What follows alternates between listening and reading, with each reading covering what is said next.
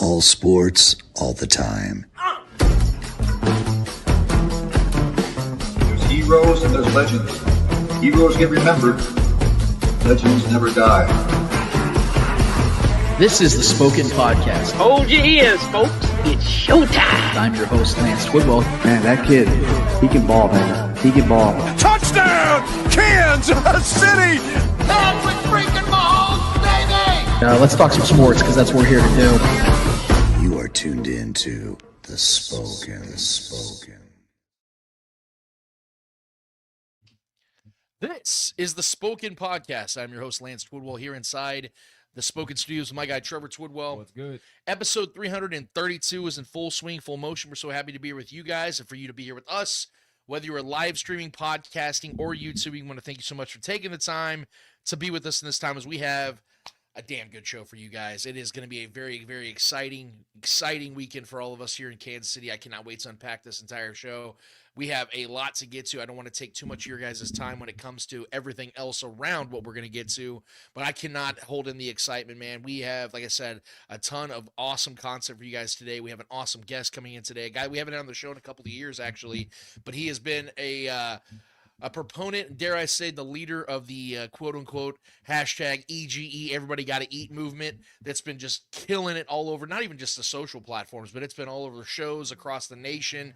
You're hearing everybody talking about it. We have the guy that's been a massive torchbearer of this movement. Our guy Pranav Sriraman is going to be on the show in just a little bit, right around 11:30 or so. Cannot wait to get his thoughts on everything with the big game that's coming up here in Kansas City against the Raiders. It's Raiders week, obviously. There's a lot of news coming out, and also, I don't know if you guys knew this, but Trevor, we can go ahead and show the people what's going on this week. This is what's taking place. Our guy Rashee Rice is returning, and that's right, Rice, baby. Den, motherfucker. Our guy, Rashee Rice, is back. I thought it's the perfect week to have our guy Pranav on the show. Like I said, it's been a couple years. Last time he was on the show, he did a great job. We had great conversations with him. I'm looking forward to doing that exact same thing again today with Pranav. So if you guys don't know him, get on Twitter, look up Pranav Sriraman. He's a great follow. He does a lot of NBA stuff as well. So if you're an NBA fan, definitely give him a follow on that as well. He's a very educated dude.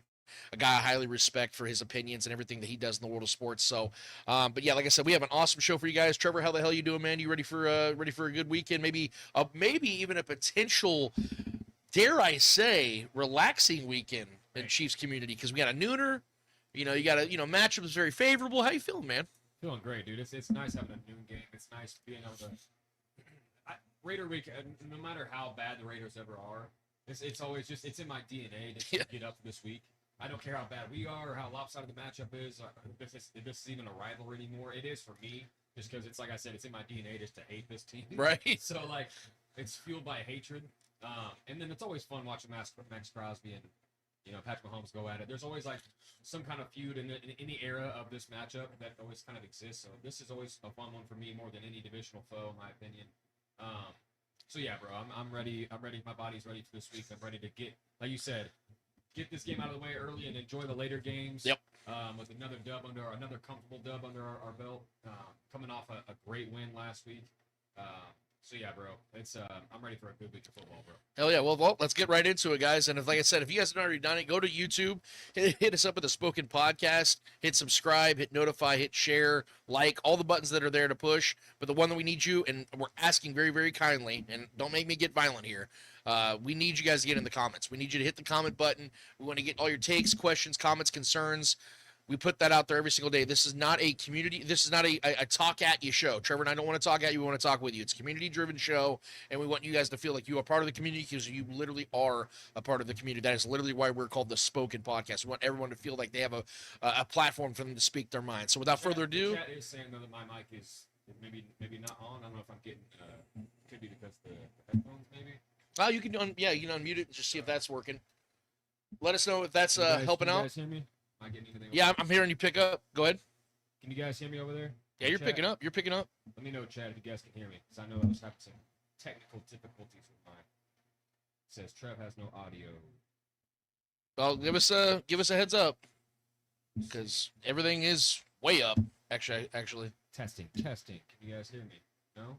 Nothing? Testing. Can't hear Trev is what I'm getting. Well, that's not a problem, guys. We don't want to have that happening. So let's Give us a moment. Sorry about that, guys. We always do this live. So Cell32 says I hear him.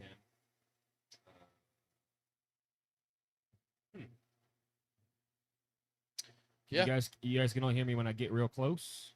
Can you guys hear me? Huh, that's weird. You're all the way up. Give me middle fingers in the chat if you guys can hear me. I can't hear him at all. I'm not sure. Well, every time, like I'll even. I hear you when you're. It's just muffled. Middle finger. Yeah. Testing. Middle fingers in the chat. Middle fingers in the chat for the Raiders. Can you guys hear me? Middle fingers. Interesting. Okay. Maybe check your guys' end. I don't know. But they got several people saying they can't hear me. I don't know if we can hear us. We're just gonna keep going, bro. I don't know. Just like I said, maybe just we get middle fingers, so that's a good sign, right? Okay, yeah, we're getting middle. We like those. All right, we're gonna keep it pushing, people. Let's keep it pushing. Damn it. Let's keep it pushing. We're not gonna let audio problems fuck with us. We're gonna keep this bad boy rolling. Trevor, without further ado, it is time for Lance Rants.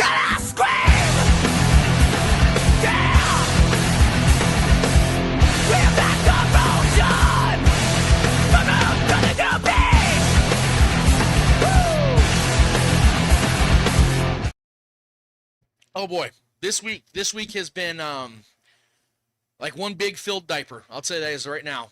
And I did not realize how many Detroit fans were there, period, let alone Lord. Absolute biatches. I'm not one of those guys that likes to address fan bases. I'm somebody that likes to keep it on the field. I'm not somebody that likes to have those types of just dumb rhetorical type answer, conversations where it just feels like you're just talking at people and there's no actual back and forth. There's no, professionalism or just at least some cordial vibes going on. No, I try to stay away from that stuff. But this week was unbearable. Bitches. And it's not even just their fans. It's their players, their media. I mean, it was all the way up to yesterday and probably even this morning where they're about to play a game against the Buccaneers, the Lions or the Cryans, or whichever one you want to call them, that they have a game against the Buccaneers that if everything goes their way, they can have the 1 seed in the NFC by the end of this week. And they're still talking about the Chiefs, a team that's not even in their own conference. I just find it bewildering, especially when everything that happened in the game was as legitimate by the law, by the letter of the law and the rule book as possible. It's baffling. So what I don't want to do, because I'm exhausted by it, I'm sure all of you guys are as well. You didn't tune into this show to hear us talk about Lions fans becoming Cryans fans. You heard us when you tune in here to talk about the actual games. So that's what we're gonna do. We're gonna talk about the actual game. We're gonna talk about what actually took place in this game. And that's what the Chiefs did. What the Chiefs did is they took care of business. Just a week ago, Trevor and I were on this show trying to figure out how the hell the Chiefs managed to give up that game against the Jaguars. How in the world did they outgain them, outperform them, outshine them in so many different ways, but found a way to just literally donate the victory to the Jaguars? It was the most frustrating week of the season in my eyes. So the Chiefs had a real challenge on their hands, and everyone's, mentality in that one was, God, dude, they got the Lions coming in. This is the worst possible time. Like, everything just seemed bleak. And, all week long, we talked about on the show about how, all week long, Trevor, I was like, man, the Lions just match up really well with the Chiefs. Like, this could be a spot where the Chiefs take another L, back-to-back losses, going to 2-4. That just sounds like the shittiest type of scenario the Chiefs can take on right now, man.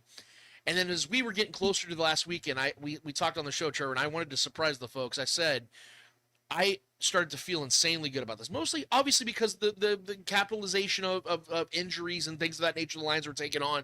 But there was the idea that I felt like the Chiefs all season long have been building and getting better and better and better each week. That I said, this is going to be one of those oh hell no type games from the Chiefs. And you and I felt the same way about that. And so what I was looking for is what I was talking about all week long was situational football. That's what's cost the Chiefs 3 games this season. It hasn't been that they've been outmatched and outclassed and blown out, and it just looked like the other team was just simply the better team. It's been situational football and a lack of awareness in certain moments and times that have cost the Chiefs those games. They've lost 3 games by a combined score of 12 points. That's 4 points a game. That's less. It's a little over a field goal and less than a touchdown. Yeah. So it comes down to one play here or there. And what we saw in this Lions game is everything that we needed to see in that Jaguars game. And to be honest with you, I would rather the Chiefs did this against the Jags than the Lions because it's an AFC opponent, but I digress. But situational football, they got back to the basics. They had 0 penalties accepted. Don't be bitching, Lions fans. 0 turnovers, which is huge. 2 for 3 on 4th down. So the execution was there in crunch moments. They held the Lions to 5 for 11 on 3rd down. Held the Lions to 0 for 2 on 4th down, while also outgaining the Lions and owning the time of possession battle. Situational football. The Chiefs took care of business where it matters most. They also committed to the run game, and this is something that I know Andy Reid struggles with, and we've talked about this. They rushed the ball 19 times for 80 yards, not including, obviously, Patrick Mahomes' rush attempts. He had 10 for 32. But if you look at the 19 times for 80 rushing yards, that's 4.2 yards per carry. I'll take that every damn week, and I think you would as well. They played clean football. I brought this back up because they didn't put any dirty hits on Jared Goff like Aiden Hutchinson did against Patrick Mahomes. Yes, we saw you, Aiden. I like your commercials. I think you're a hell of a player, but that was dirty as fuck what you did to Patrick Mahomes in that game, man. You deserved every ounce of that scowl and what the fuck from Patrick Mahomes because that was a dirty-ass hit, man. Yeah, I've seen a lot of people saying that Pat flopped on that. I'm like, do you not understand physics? Yeah. He didn't. There was no need to flop there. None at all. Got laid out by one of the strongest men in the league. Right, Like, exactly. What are you talking about? Now, the defense continues to hold true against the run because, see, over the last 4 games, the Lions had averaged 157 rushing yards. The Chiefs held them to 98. And when you have a two-headed monster like David Montgomery and Jahmyr Gibbs, it's almost a foregone conclusion, man. You're going to give up 130, 140, 150 rushing yards to that team. The Chiefs kept them in check, and you can't say it's because the Lions had to get away from the run game because the game was close for the majority of it, and the Chiefs obviously kept control, but the Lions never got to a point in that game where they couldn't run the ball or they shouldn't run the ball. It was at a point where, like, hey, man, the Chiefs are just simply sniping this out. They're not allowing us to get a rhythm on the ground to set up play action for Jared Goff, which we know he lives and breathes off that. Maybe the best play action quarterback in the league. The Chiefs took that away from them. Spags took that away from them, at least to a point where it slowed it down just enough to where they got a little panicky and having to start throwing the ball over the field and hoping they can win through the air. Mahomes continues to spread the love, man. 8 different players caught at least 1 pass in this game. That's already the 5th time that's happened for the Chiefs this season. Just to see everybody just getting involved, and that's what we always talk about, Trevor, how we, you obviously love to see volume games, and with Rashee Rice coming back, that's probably going to happen here and there, and, Travis Kelce's had games like that, and other guys, Hollywood Brown week 1 had 10 catches, like 17 targets, but the offense is at its best when there's like 5 dudes that have caught like 3 passes. That's when they're at their best. Especially in the absence of Rashee. I think it's going to consolidate a little bit more now that Rashee's back because he is a target hog, but yeah, it's been impressive, especially like with who he's been throwing it to. Right. Hollywood Brown having a 2-touchdown game, Juju having big time catches basically every week. At least a big, possession, first down receptions for Juju, big chunk plays. Obviously, Tyquan Thornton becoming a player in the NFL all of a sudden. All these things like these castaways have been just finding themselves in this offense. Pacheco finally had a pretty good game. He's played pretty well the last couple weeks, so that's been good to see. But yeah, I agree with you, man. Yeah, man, and yes, exactly. Like just seeing that this is a room filled with receivers that don't have the same ego that a lot of the guys have. Which again, I don't really have an issue with receivers having ego because you're kind of on an island. You kind of have to stand up for yourself a lot of times. Same with the cornerbacks, guys like that. I don't really have an issue with that, but this team kind of has that egoless vibe to them. You don't feel like, Tyquan Thornton didn't have a game this week. Now he's bitching to the media, behind the players' backs or his coach's backs. You're not hearing anything. You're hearing about these guys focused on let's all win as a team, and that's, can be cliche, but it's working here in Kansas City. And again, I have to reemphasize another point that I kind of brought up but haven't really fully delved into. It's the fact that Andy Reid stayed aggressive in this game. He didn't just get aggressive. He stayed aggressive. They went for it on 4th down thrice, bro. Tres, as they say in Spanish. To see Andy Reid do that. Now, I do think my next point, or my next topic is going to be kind of why that was the case more so than the other parts. But to see Andy Reid fearlessly giving his quarterback, his $500 million quarterback, the opportunity to go out there and win him the game is everything I've always asked for from Andy Reid. Yeah. And I understand that you have to be conservative at times. You have to, sometimes see the bigger picture and think, you know what, our defense is playing well. Let's punt the ball away. The defense is going to take care of it. Let's just punt the ball away. Let's not take unnecessary risk. But in this game, against an offense that can do what the Lions can do, you don't want to give them the ball back when you feel like we can convert this 4th and 1. We can get this 4th and 2. We have the assets. We have the Kareem Hunts. We have the Patrick Mahomes. We have the guys that can make these plays. And he gave that trust to them, and I appreciated that so much from Andy Reid. But, again, I think there is a little bit of a concern from their kicker. Harrison Butker is really struggling this season. Harrison Butker, in all 6 games to this point, has done something that's cost the Chiefs. In a severity level or a minor level. Either way, it is a growing concern here. There is now Dave Toub he's inbounding questions at press conferences about his kicker that otherwise you never get questions about Harrison Butker. Yeah. Never. Ever. Like, how many times, Trevor, throughout the last several years, when Butker's lining up for a kick, regardless of where it's at on the field, are you almost like walking out of the room to go get chips? Yep. Because you just know it's automatic. Might as well be a commercial break, yeah. Exactly. Like, we never have that concern about Harrison Butker. But 23% of all the PATs missed this year are by Harrison Butker. That's absurd and unacceptable. Yep. So no matter how he's hurting the Chiefs, whether it's a PAT or a field goal miss or a kicking it out of bounds on the kickoff, no matter what's happening, something is happening every single week, and that's got to stop because that's the guy the Chiefs are going to be trusting in crunch time to be making big kicks again in the postseason. Do you think it's more physical or mental? I know it's more mental because Dave Toub's confirming that. Now, maybe he is standing up for Harrison, but that wouldn't really make sense in the grand scheme of things to say it's not physical when it is physical because then it just adds the other questions of, okay, so what's wrong mentally? So it doesn't really negate the issue. You know what I mean? It's a very similar thing to like a golf swing. Yeah. You get the yips. Yeah. Any great golfer we've seen have tough stretches. Right. And then they find that groove again. Right. So I fully expect Harrison to be okay. We've seen great kickers, what was it? What was the Vanderjack? The kicker for the Green Bay Packers.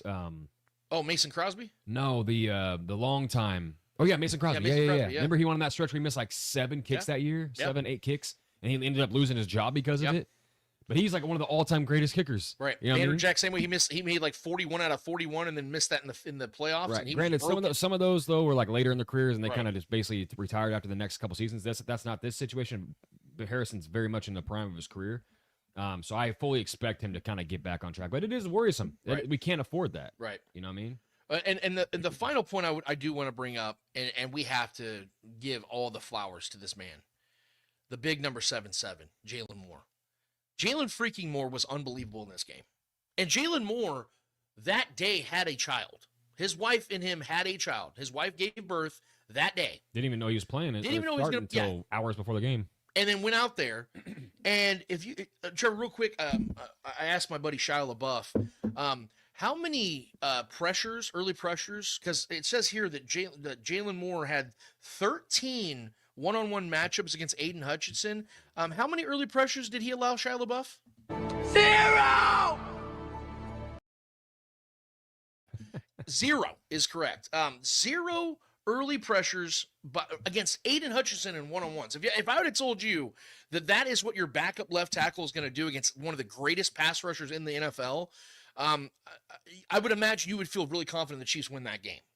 And that's one of the largest reasons why the Chiefs had the game they had, is because Patrick Mahomes knew, even though they're going down a peg and the guy that is expected to be that guy, he knew that he had that confidence in that player. And obviously that was, I'm going to be honest with you, that's now looking like one of the better acquisitions that Brett Veach has made in free agency in a long time, because it's how profoundly awesome he was in a pinch like that. Not only in a pinch after having just witnessing the birth of his child, but seeing his performance against one of the elite rushers in this game. That's truly something profound, man. You got to give Jalen Moore a lot of respect for that. But see, with the Jalen Moore situation, there has to be the segue of a very uncomfortable conversation that I think we need to have here on the Spoken Podcast. And it has everything to do with the Chiefs' actual starting left tackle and Josh Simmons. I know that people don't want to talk about it. I understand that to a degree, but I spoke out on it yesterday on social media, and I apparently gave people a hypocritical soapbox to stand on and virtue signal their way through their day. Which, if that's what works for you, then great, that's awesome. But I made a statement yesterday in regards to with Josh Simmons, more so actually about the Chiefs, and it got misconstrued somehow when I stated it very clear and evident as to where I stand on this whole situation. But I want to first play the first update we got this Monday from Coach Andy Reid and Patrick Mahomes in regards to Josh Simmons. And then we have another clip that I want to play from the Chiefs, one of the most connected dudes in the Chiefs organization. Rather, he works for ESPN, Nate Taylor. I'm gonna play Andy Reid and then Patrick Mahomes. Then I'm gonna get to Nate Taylor's quote as well as to what is the latest from these three individuals on Josh Simmons. As far as the Josh Simmons situation goes, I'm not going to comment on it today. Veach is handling everything there, and we'll leave it at that. Understanding you're going to hold back on details, Josh isn't practicing today. Yeah, I'm just going to let it go here. Yeah, let it go here.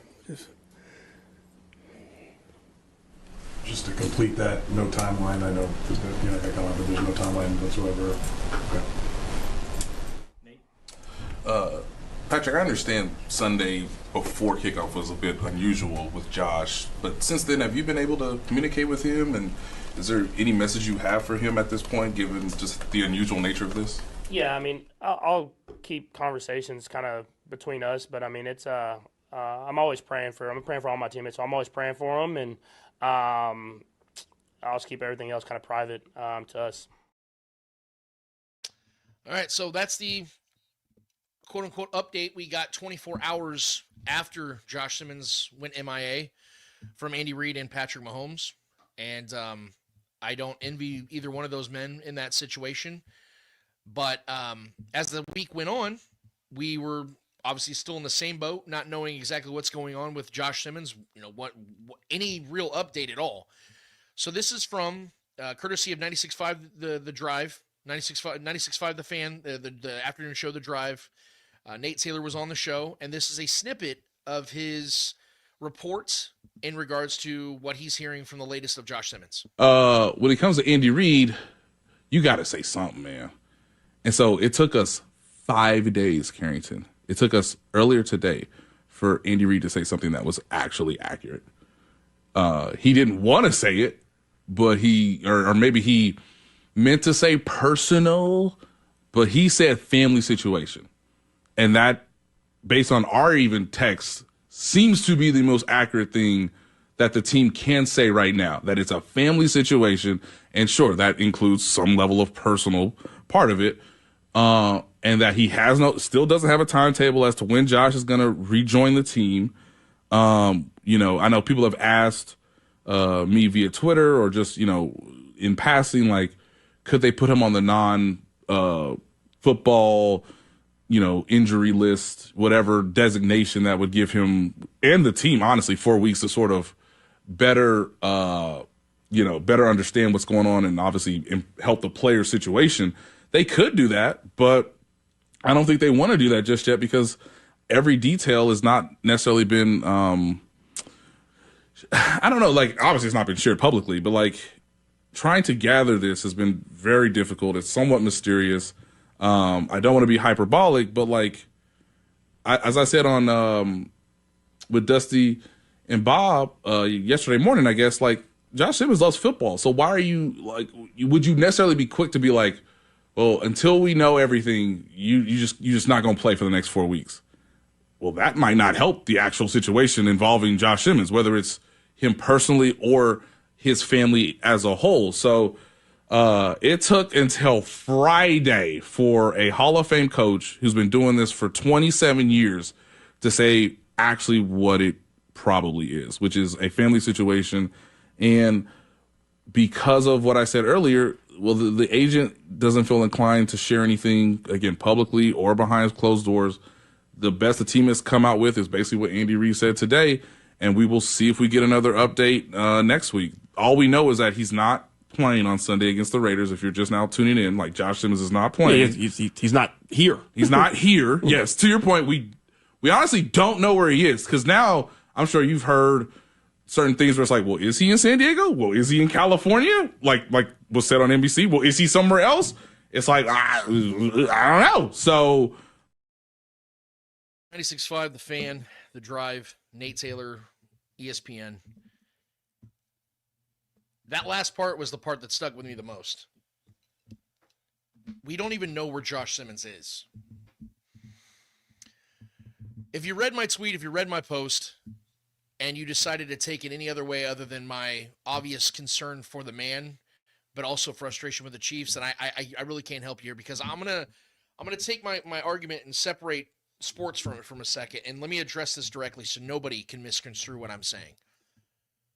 I genuinely hope whatever is going on with Josh Simmons, the person, his family, or whoever is involved at all, whatever the details are of this, I sincerely hope that the person, Josh Simmons, is okay, or at least will be okay in a timely fashion, and that his life can be what it needs to be, and he has peace. Everything is good for him and his family. Genuinely hope that's the case. That is the most important part of all of this. Now I'm going to go ahead and bring back the sports part of this, and I hope you guys can work with me here on the segue of all this, because sports also matter, because that is literally his job, his profession. And he is a guy that the Chiefs invested heavily in for the foreseeable future with a first overall pick. Not only that, but is the left tackle of Patrick Mahomes, the most important player in the NFL, with one of the most important positions in the NFL. He plays a very important position for this team. There are so many of us that are heavily invested in this team and what goes on with it. So for us to ask questions or want to know what's going on or to get clarity, there is nothing wrong with that. And I'm not going to apologize for that. I'm not saying that Josh Simmons needs to go live on his IG or come out with a quote and tell us exactly what's going on, because like I just said, I hope he's taking care of that and everything is good. But Nate Taylor just said it the best way imaginable. It took till Friday for Andy Reid to even give us anything. Because if you watch the original clip from Monday, 24 hours after they were aware of him being missing, you saw how coy and how unresponsive Andy Reid was. He was about as unresponsive as Josh Simmons was. And Patrick Mahomes just doing what Patrick does, which is very diplomatic and doesn't cause a stir, doesn't cause a problem, just says he's praying for his teammate. Cool. That's not an update. And this isn't some 7th-round flyer pick that's on special teams. Not that it wouldn't matter for the person, but you guys get what I'm saying. There's a hierarchy here of important players on this team, and Josh Simmons is one of those guys. So for him just to be gone and there not being any update, is that not weird to all y'all? I'm not saying we got to be in his business. What I'm saying is I'm talking about how the Chiefs are handling this. The Chiefs have handled this terribly. This has not been a good operation. They could have easily hit, and what's even more baffling is the fact that Josh Simmons is represented by Drew Rosenhaus, the premier agent of the NFL, a guy who represents Tyreek Hill and all the debacles Tyreek had. And I'm going to get to that in just a second. We talk about Terrell Owens. Remember the famous next question? That was Drew Rosenhaus. He's handled the drama, and we've heard nothing from him in regards to the Josh Simmons situation. So forgive me for being a guy who creates content and is a dedicated fan of this team, being a little confused about how this is being handled by both his representation and the Chiefs' representation. Now, Andy Reid was just so, Veach is handling it. Well, then get Veach on the microphone. Get him in front of the platform and have Veach answer questions then. This is more than fair for us to ask what the hell is going on. We don't need all the details, but some details would suffice. We need to know something. Is he okay? Well, Nate Taylor, according to him, he doesn't even know if he's in San Diego. We don't know where the hell he's even at. That's a problem. That's scary from both a personal and professional side, because most of us don't have that right now. I'm not trying to compare our jobs to being an NFL left tackle. What I'm saying, though, is there has to be a certain due process with how all these things are handled, both from yourself and your representation. I don't blame the Chiefs for how things went down on Sunday, because obviously Josh Simmons didn't give them the heads up. But according to reports from Nate Taylor and others, this was the same situation that stemmed from the Jaguars game when he was sick before the game. So this, and we're not here to speculate as to what it actually is he's dealing with. What I'm saying though is the Chiefs have essentially had 2 weeks to figure out how to handle this, and we're sitting here on the next Saturday still not knowing what the hell is going on. I'm trying to speak for you guys. I'm trying to speak for myself here. We should know something about what's going on. And I find it so funny how I got all this pushback from all these people saying it's none of my business, stay the hell out of it, and just dragging me in the mud here. But I find that so fascinating because we live in a world that is consumed by everything that celebrities go through, celebrity gossip, their personal lives, stuff that is none of our business. Like the whole Travis Kelce and Taylor Swift situation. Everybody's been consumed by that and wants to know everything that's going on with them. Are they engaged? Is she pregnant? Is she going to be at the game tonight? Oh, my God, I got to wear something cool because maybe Taylor will notice me at the game. Everybody's so focused and fixated on their personal life. That's okay. I've heard of so many of you guys and so many people out there that had opinions on Tyreek Hill's baby mama drama and his domestic violence disputes. I've heard you guys say so much shit about that. That's fair game. But let us ask a question about Josh Simmons, and that's fuck you, Lance. Don't talk about that. It's none of your fucking business. It's just funny how we pick and choose what's okay and what's acceptable to talk about and speculate on, but other things, that's drawing the line, bro. Can't talk about it. What am I talking about? Well, I don't know because we don't know what's going on. Exactly. That's my point. So hear what I'm saying, not what you think I'm trying to say. Understand that I'm just coming from a concerned fan's perspective, and I feel that there needs to be more clarity on this situation because whether they want to accept it or not, this is going to be an inevitable thing, and inevitability is coming quickly because he's going to miss this game. What do you think the number one talking point outside of Rashee Rice's performance is going to be in Kansas City for the rest of next week? What's going on with Josh Simmons? So the answers are going to have to be there eventually. I'm just the one that's trying to get out ahead of it. Sure, what are your thoughts on this? Well, I'm just going to say this. I'll keep it short because we got our guest coming in here in a second. I like to bring context to situations, right? So like you said, the selective outrage, the selective, us wanting to, know what's going on in this situation, but then wanting to shame people for wanting to know this situation. This is uncharted territory. The vagary of all this is very weird. Like we experienced similar with the Tyreek Hill situation, but even that was pretty public. This is, very close to the vest. And also, I think, like I said, adding context to the situation. What if the Chiefs lost to the Detroit Lions and our offensive line looked terrible because the replacement left tackle wasn't good? What if this was Patrick Mahomes that was missing? So you're only an asshole right now for digging into this and wanting to get some answers because it's a rookie left tackle and our team played well without him. What if both of those weren't true and this was Patrick Mahomes that was missing? Everyone's nosy in Patrick Mahomes' life with his kids, his family, his ins and outs of his life. Everything's posted on social, everything's public, and all of a sudden he goes dark, and we're getting nothing but vague answers and avoidant answers from all the people in the press and the coaching staff. When is it? So like it's just sometimes that's what I'm saying. Like adding context to the situation. Like what? Just because this is a rookie, granted a very important rookie who's been playing stellar. For me, man, like I get it.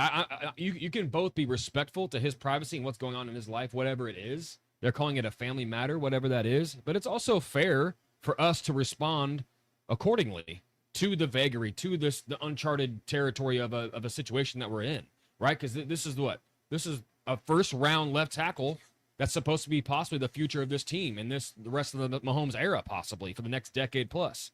So this is concerning for us. And I think us being, honestly, they're the ones begging the question. Right, so that's where I'm at. Just adding context for people that are outraged by you even asking the questions or being a little upset or perturbed that we're not getting anything on this situation.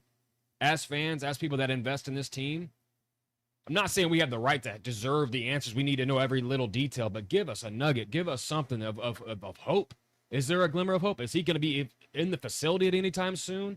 You know what I mean? But while being respectful to him and his privacy, I'm sure he has the say-so on what he wants released about him in the time being, but getting nothing is pretty hard for us to digest. Like I said, it's easier for us to digest because we played so well against the Lions, and Jalen played so well against the Lions, but what if we didn't? Right. What if Patrick Mahomes got hurt because he was out? He took a blindside hit. What if, we got to add some possible context. This could be a very different situation, and people will be demanding answers just like you if this situation wasn't as good as it is with our replacement left tackle. So that's where I try to kind of add the what ifs, and we don't know. that's where I'm at. I'm just trying to bring some logic into people illogically getting upset with you about just simply asking questions. Yep. The pushback is definitely disingenuous in my eyes. But you know who's not disingenuous? In fact, is very ingenuous, is the guy that's about to join us right now, a guy that we haven't had on the show in a long time, and I feel bad about that. But, man, he's a busy guy. We're busy.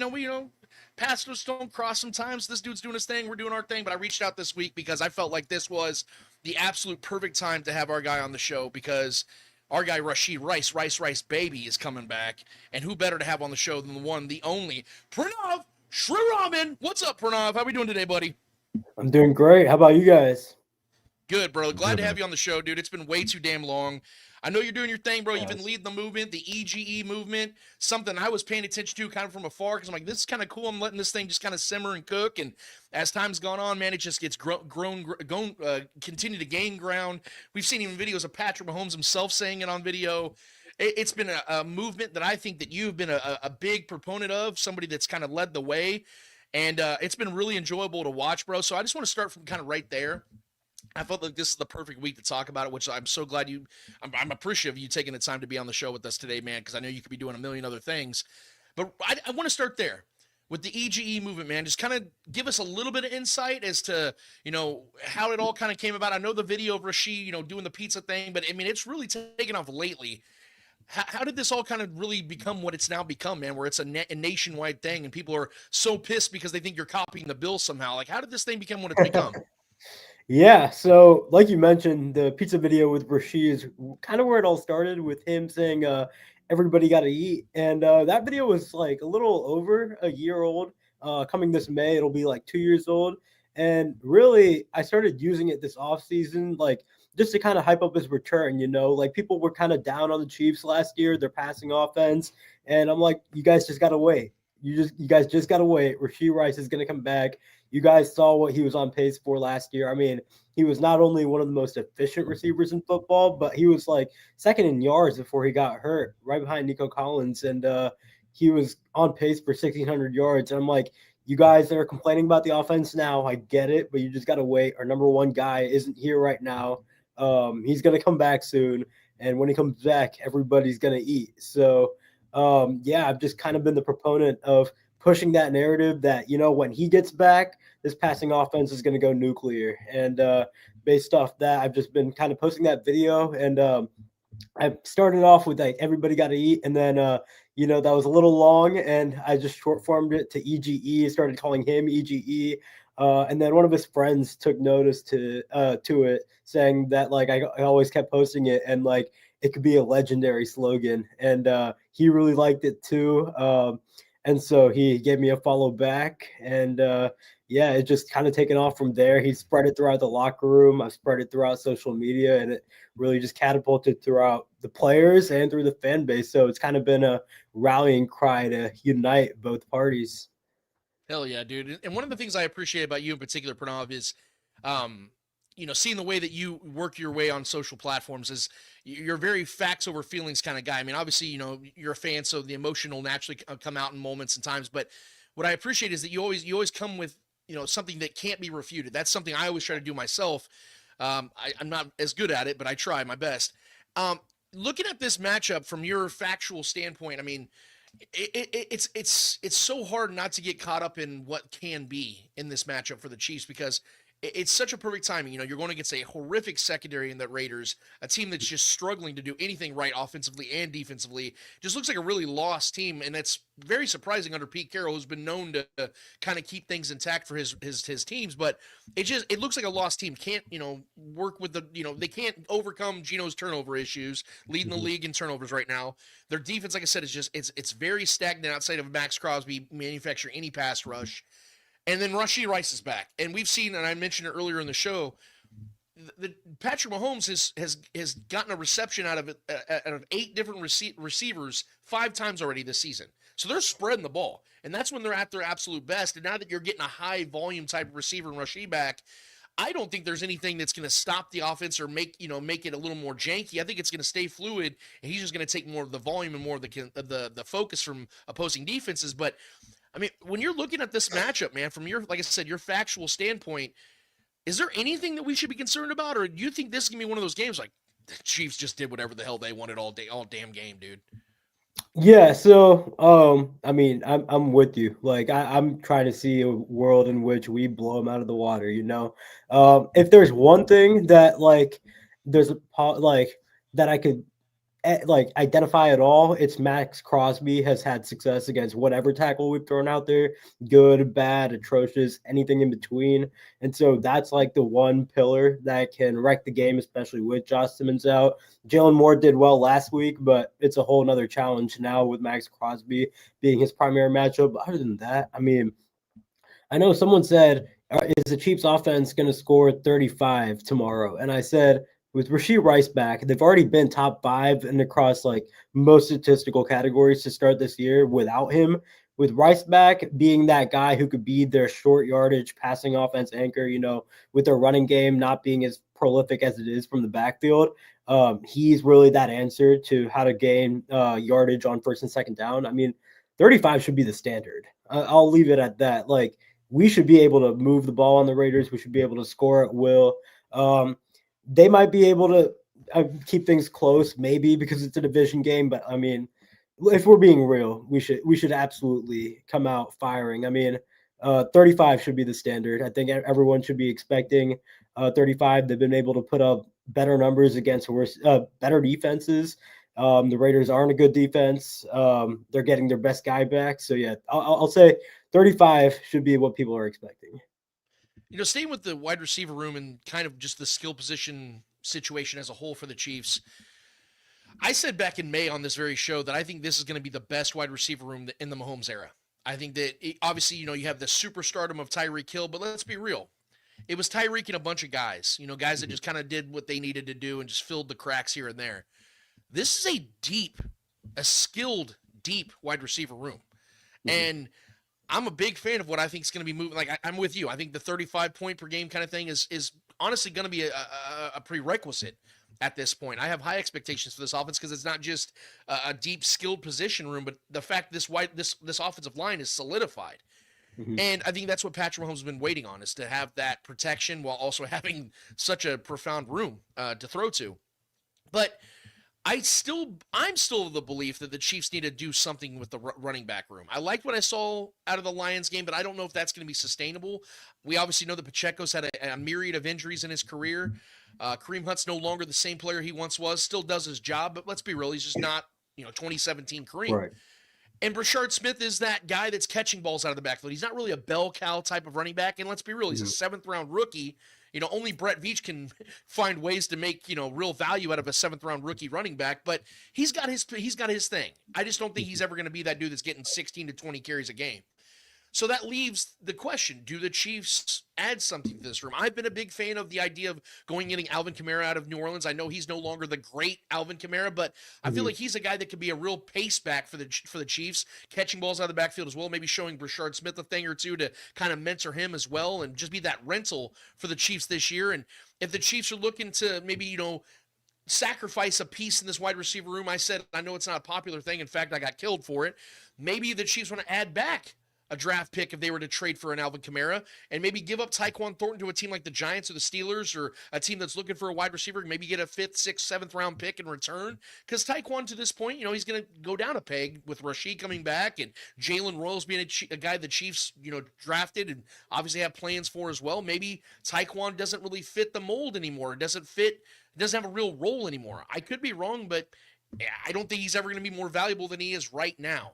And so maybe you maximize on that and you capitalize on that and you get a pick in return for him, because I don't know if the Chiefs are going to extend him this year. So I say all that to say, do you expect any type of moves from the Chiefs to add or give away before the deadline? Yeah, so I mean, I wouldn't trade Tyquan Thornton. Like you mentioned, the strength of this Chiefs receiving room has been the depth. And I think that, injuries happen all the time. And if one guy goes down, if we have Tyquan, he could just fill that role, not to the same level, but I mean, it could be pretty functional with him in there. Like, let's say if Hollywood goes down, we could still keep that role functional in the way that's similar to what Hollywood's been producing at. So I wouldn't trade Tyquan, but I'm right with you. I would add to this running back room. I mean, it's not a question of whether or not the offense will be successful without it, because we're seeing that they're moving the ball and they're putting up points without a premier running back right now, but it's really taking that load off Pat. You know, we don't want him to be rushing, being the team's leading rusher throughout the entire regular season. We want to save those legs for January and February. So I'm right with you. I would go get Breece Hall, a little bit younger than Alvin Kamara, premier pass catcher out of the backfield, super fast. He's from Wichita, so I mean that's a bonus. And so yeah, and he's been expressing like what's the right word? Displeasure with the New York Jets. I mean, as he should.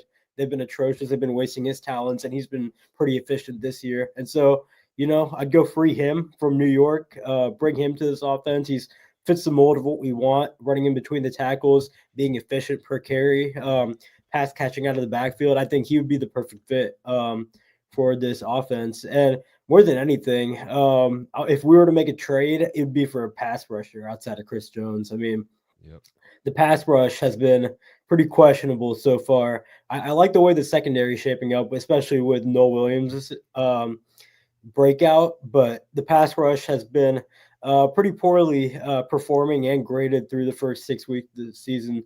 They're not getting home the way they used to. Chris has been fine, but he's not winning the way he used to. I think he'll be fine. But like George has been racking up pressures, but they've mostly been against backup tackles. And we just want either a guy on the inside that can consistently win or like a speed rusher on the edge. I know that's not Spags' type, but just like a situational pass rusher who can win on key passing downs. I think it's going to be crucial for this team moving forward, especially if they want to make a deep run. That's more than fair, man. I actually agree. If that guy is out there, I would love to see the Chiefs make that move. Maybe a Jalen Phillips or somebody like that. I know he's got an injury history, but Vermont Jones, you know, there's names out there. We'll see if the Chiefs make one of those moves. But staying on the defensive side, that's something I actually wanted to segue to, because I'm with you. I really like what I'm seeing from the secondary. I think that Brian Cook and Leo Chenal, I know that Leo's a linebacker, but seeing both these guys on contract years playing the way they're playing, I mean, these look like guys that are trying to get themselves paid, and they've been absolute staples for this defense, despite the lackluster pass rush the Chiefs currently have. I do want to talk about something that doesn't seem to get a lot of traction out there in the media and amongst content creators, amongst Twitter people. This situation with Christian Fulton. I'm a big fan of the Noel Williams situation. I love that he's getting more snaps because the kid's a dog, and I love that draft pick. I love that the Chiefs went and traded up 10 spots with the Patriots to get him. That's always a good sign when the Chiefs are doing that for guys in the middle rounds, because that means that Veach really loved the guy, and we're seeing that come to fruition, that he's really playing a legitimate role for this defense. But Christian Fulton was a guy that Chiefs spent real money on. In fact, this is the first cornerback that Veach has ever spent real money on. So that tells you that this is a guy they had plans for. Mm-hmm. Obviously, he was dealing with injuries in training camp, preseason, but he's healthy, and he's a healthy scratch. Now, Our guy Charles Goldman, that we all love and respect, has been talking about, that this is a guy that they're just kind of stashing right now in case there is an injury in the secondary. Then he plays. But I'm sorry, Pranav, but this is the one guy in that secondary that's making real money. I feel like he should probably be playing a role. What are your theories on what's going on with Christian Fulton? Is he just not healthy enough yet, or are the Chiefs just like, yeah, man, we prefer these younger guys that aren't making money? Yeah, your guess is as good as mine. I mean, if he's truly injured, hope he gets well. But I mean, like you said, they spent a pretty decent amount of money to go get him. Obviously, not big time money, but like, that's money they could have spent on a guy like Justin Reed to keep in the building, That's money they could have spent on that pass rusher we've been talking about. Instead, that money is just sitting in a void right now on the bench, not being able to produce, not being able to make an impact, and it's really unfortunate. So, yeah, I mean, time will tell. Time will tell. Hopefully he gets healthy. Hopefully he gets a chance to, prove us wrong, prove his value to the team. But it's looking like a miss right now.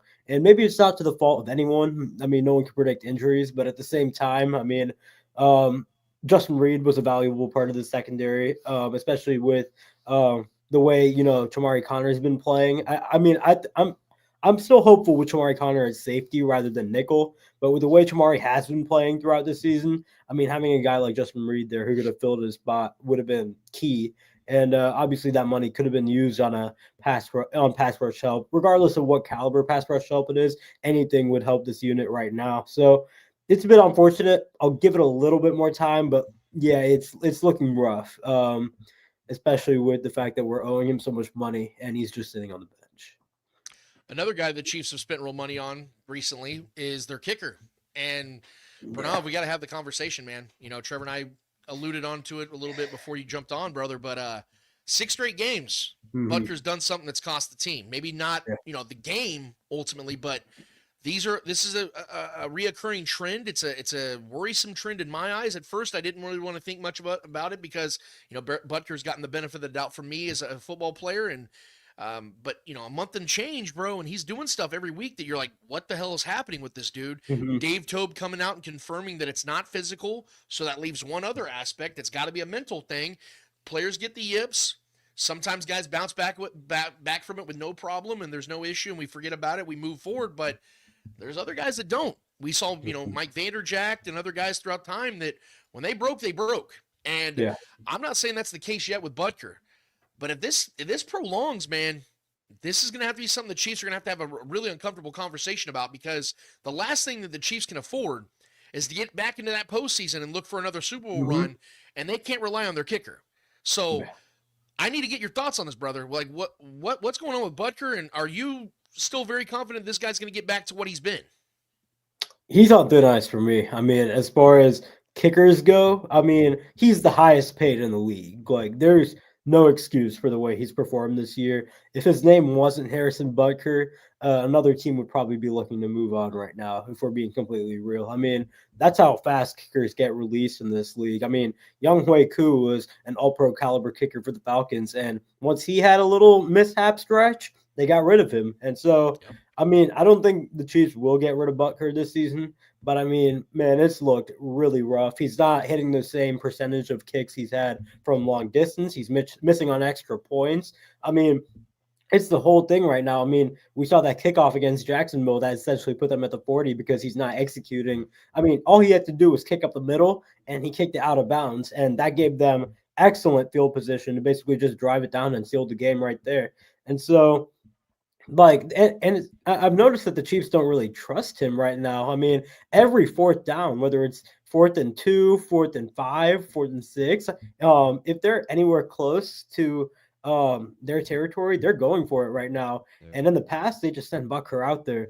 And so I'm really concerned. I'm not every time he goes out there, I mean, I'm not confident he's going to make it right now. I'm just being completely honest. I mean, that's just the way I'm seeing it. That's the way I feel. Like, every time I think he might be missing it. I mean, it's been pretty atrocious, to be completely honest. And if it continues, if he's playing on this pace, you might have to explore other options. There's just no way around it.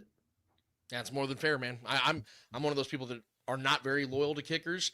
If you're not doing your job, a guy that, you know, is required to do 3 to 5 things a game, you can't do it. There's going to be another dude on the street. I mean, we see Matt Prater just signed with the Bills. It's the most replaceable position for sure. Yeah, exactly. Yeah. So legends get kicked from kicker all the time. Yeah, right. That's 100% it, dude. You're a legend for as long as you're kicking balls like a legend. So that's where we'll leave that. But Pranav, unfortunately, man, we got to have another uncomfortable conversation here. It is outside of the Rashee Rice return, it is by far the biggest story here in Kansas City, and it's a growing story at the national level as well. First-round pick, left tackle, Josh Simmons is MIA, man. And I am somebody, I addressed it on the show here. I've addressed it on Twitter as best as I can, but people want to take it and run with it how they want to. That's fine. I don't need anything from Josh Simmons right now. I would love to see him return, obviously, but there's something that's going on in his personal life that is taking him away from football. I hope, obviously, whatever's going on, he can take care of it and things are good for him and his family or whoever's involved, whether it's him or somebody else or everybody. I don't know. That's not really the important part. The important part for me is the way the Chiefs have handled it. From what we know, since the Jags game, it's stemming from that time when he was quote-unquote sick, still played that game, but after that, we haven't heard from Josh. All we know is that he didn't play in the Lions game, and the way the Chiefs have handled it, they've kept it very, very vague. I'm not expecting them to give us all the detail, but at the same time, it's been very, very, like I said, coy. That's the best word I could probably use from the Chiefs. The way Andy, 24 hours later on Monday, handled it by just basically saying nothing. All that does to me is stir up more speculation from the fan base, from the media. We've heard Nate Taylor come out and say, we don't even know if he's in San Diego. We don't know if he's going to return this year. Like, there's just so much concern around, obviously, the man, which is the most important part, but also the player. And that does matter too. And that's been my entire point in saying all this is I think that even though fans aren't entitled to know everything that's going on to the extent of the details and things of that nature, there still needs to be some clarity as to what we should be expecting from a guy the Chiefs have invested their future in to protect Patrick Mahomes for years to come. And like Trevor alluded to earlier, if Jalen Moore didn't play as well as he did against the Lions, I think this would be an even bigger concern amongst Chiefs fans that are trying to pretend like they don't really care about what's going on or that it's none of our business. Because I see these same people turn around and wanting to have an opinion on Tyreek Hill and his personal life and Travis Kelce and Taylor Swift and their personal life, but this for some reason isn't grounds for us to talk about or be concerned about. I take offense to that, Pranav, to be honest with you.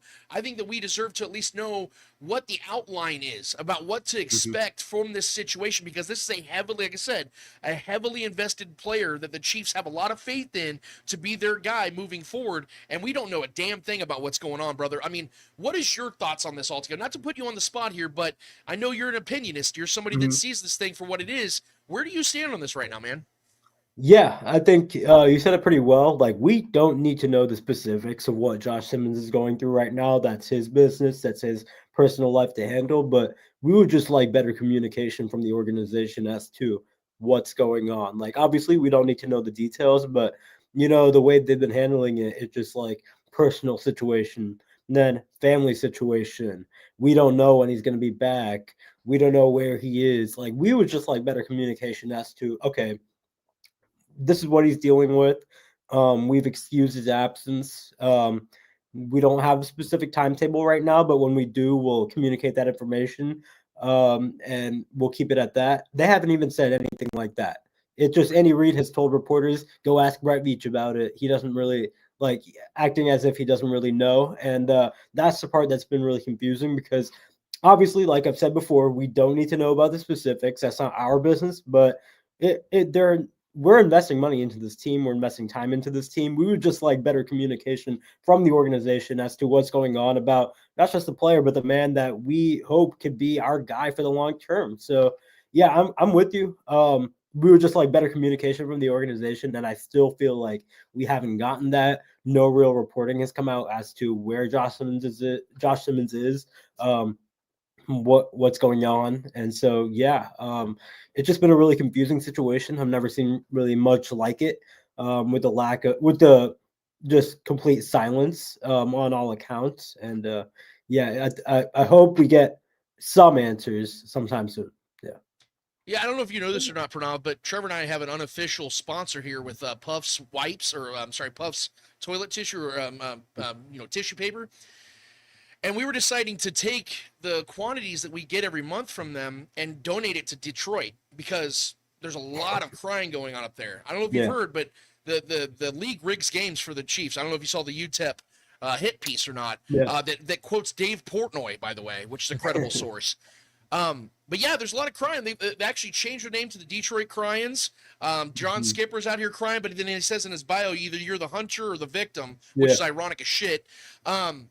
Yeah, what are your thoughts on this, man? Would you want to donate to our cause, or do you have any, your own tissues you want to send their way, or, because I mean, they're choosing salt of all the flavors they got up there, bud. They're choosing salt. So, what are you seeing from the Lions fans lamenting all over Twitter these last several days?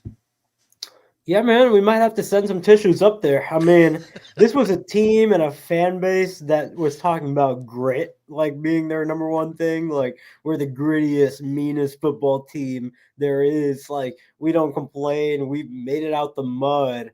And the first time, like, they lose, and keep in mind, it was a 2-score game against a non-conference opponent. They've been crying almost a week after it happened. I mean, I moved on. I'm thinking about Las Vegas. I don't care about the Detroit Lions whatsoever. We lost to Jacksonville.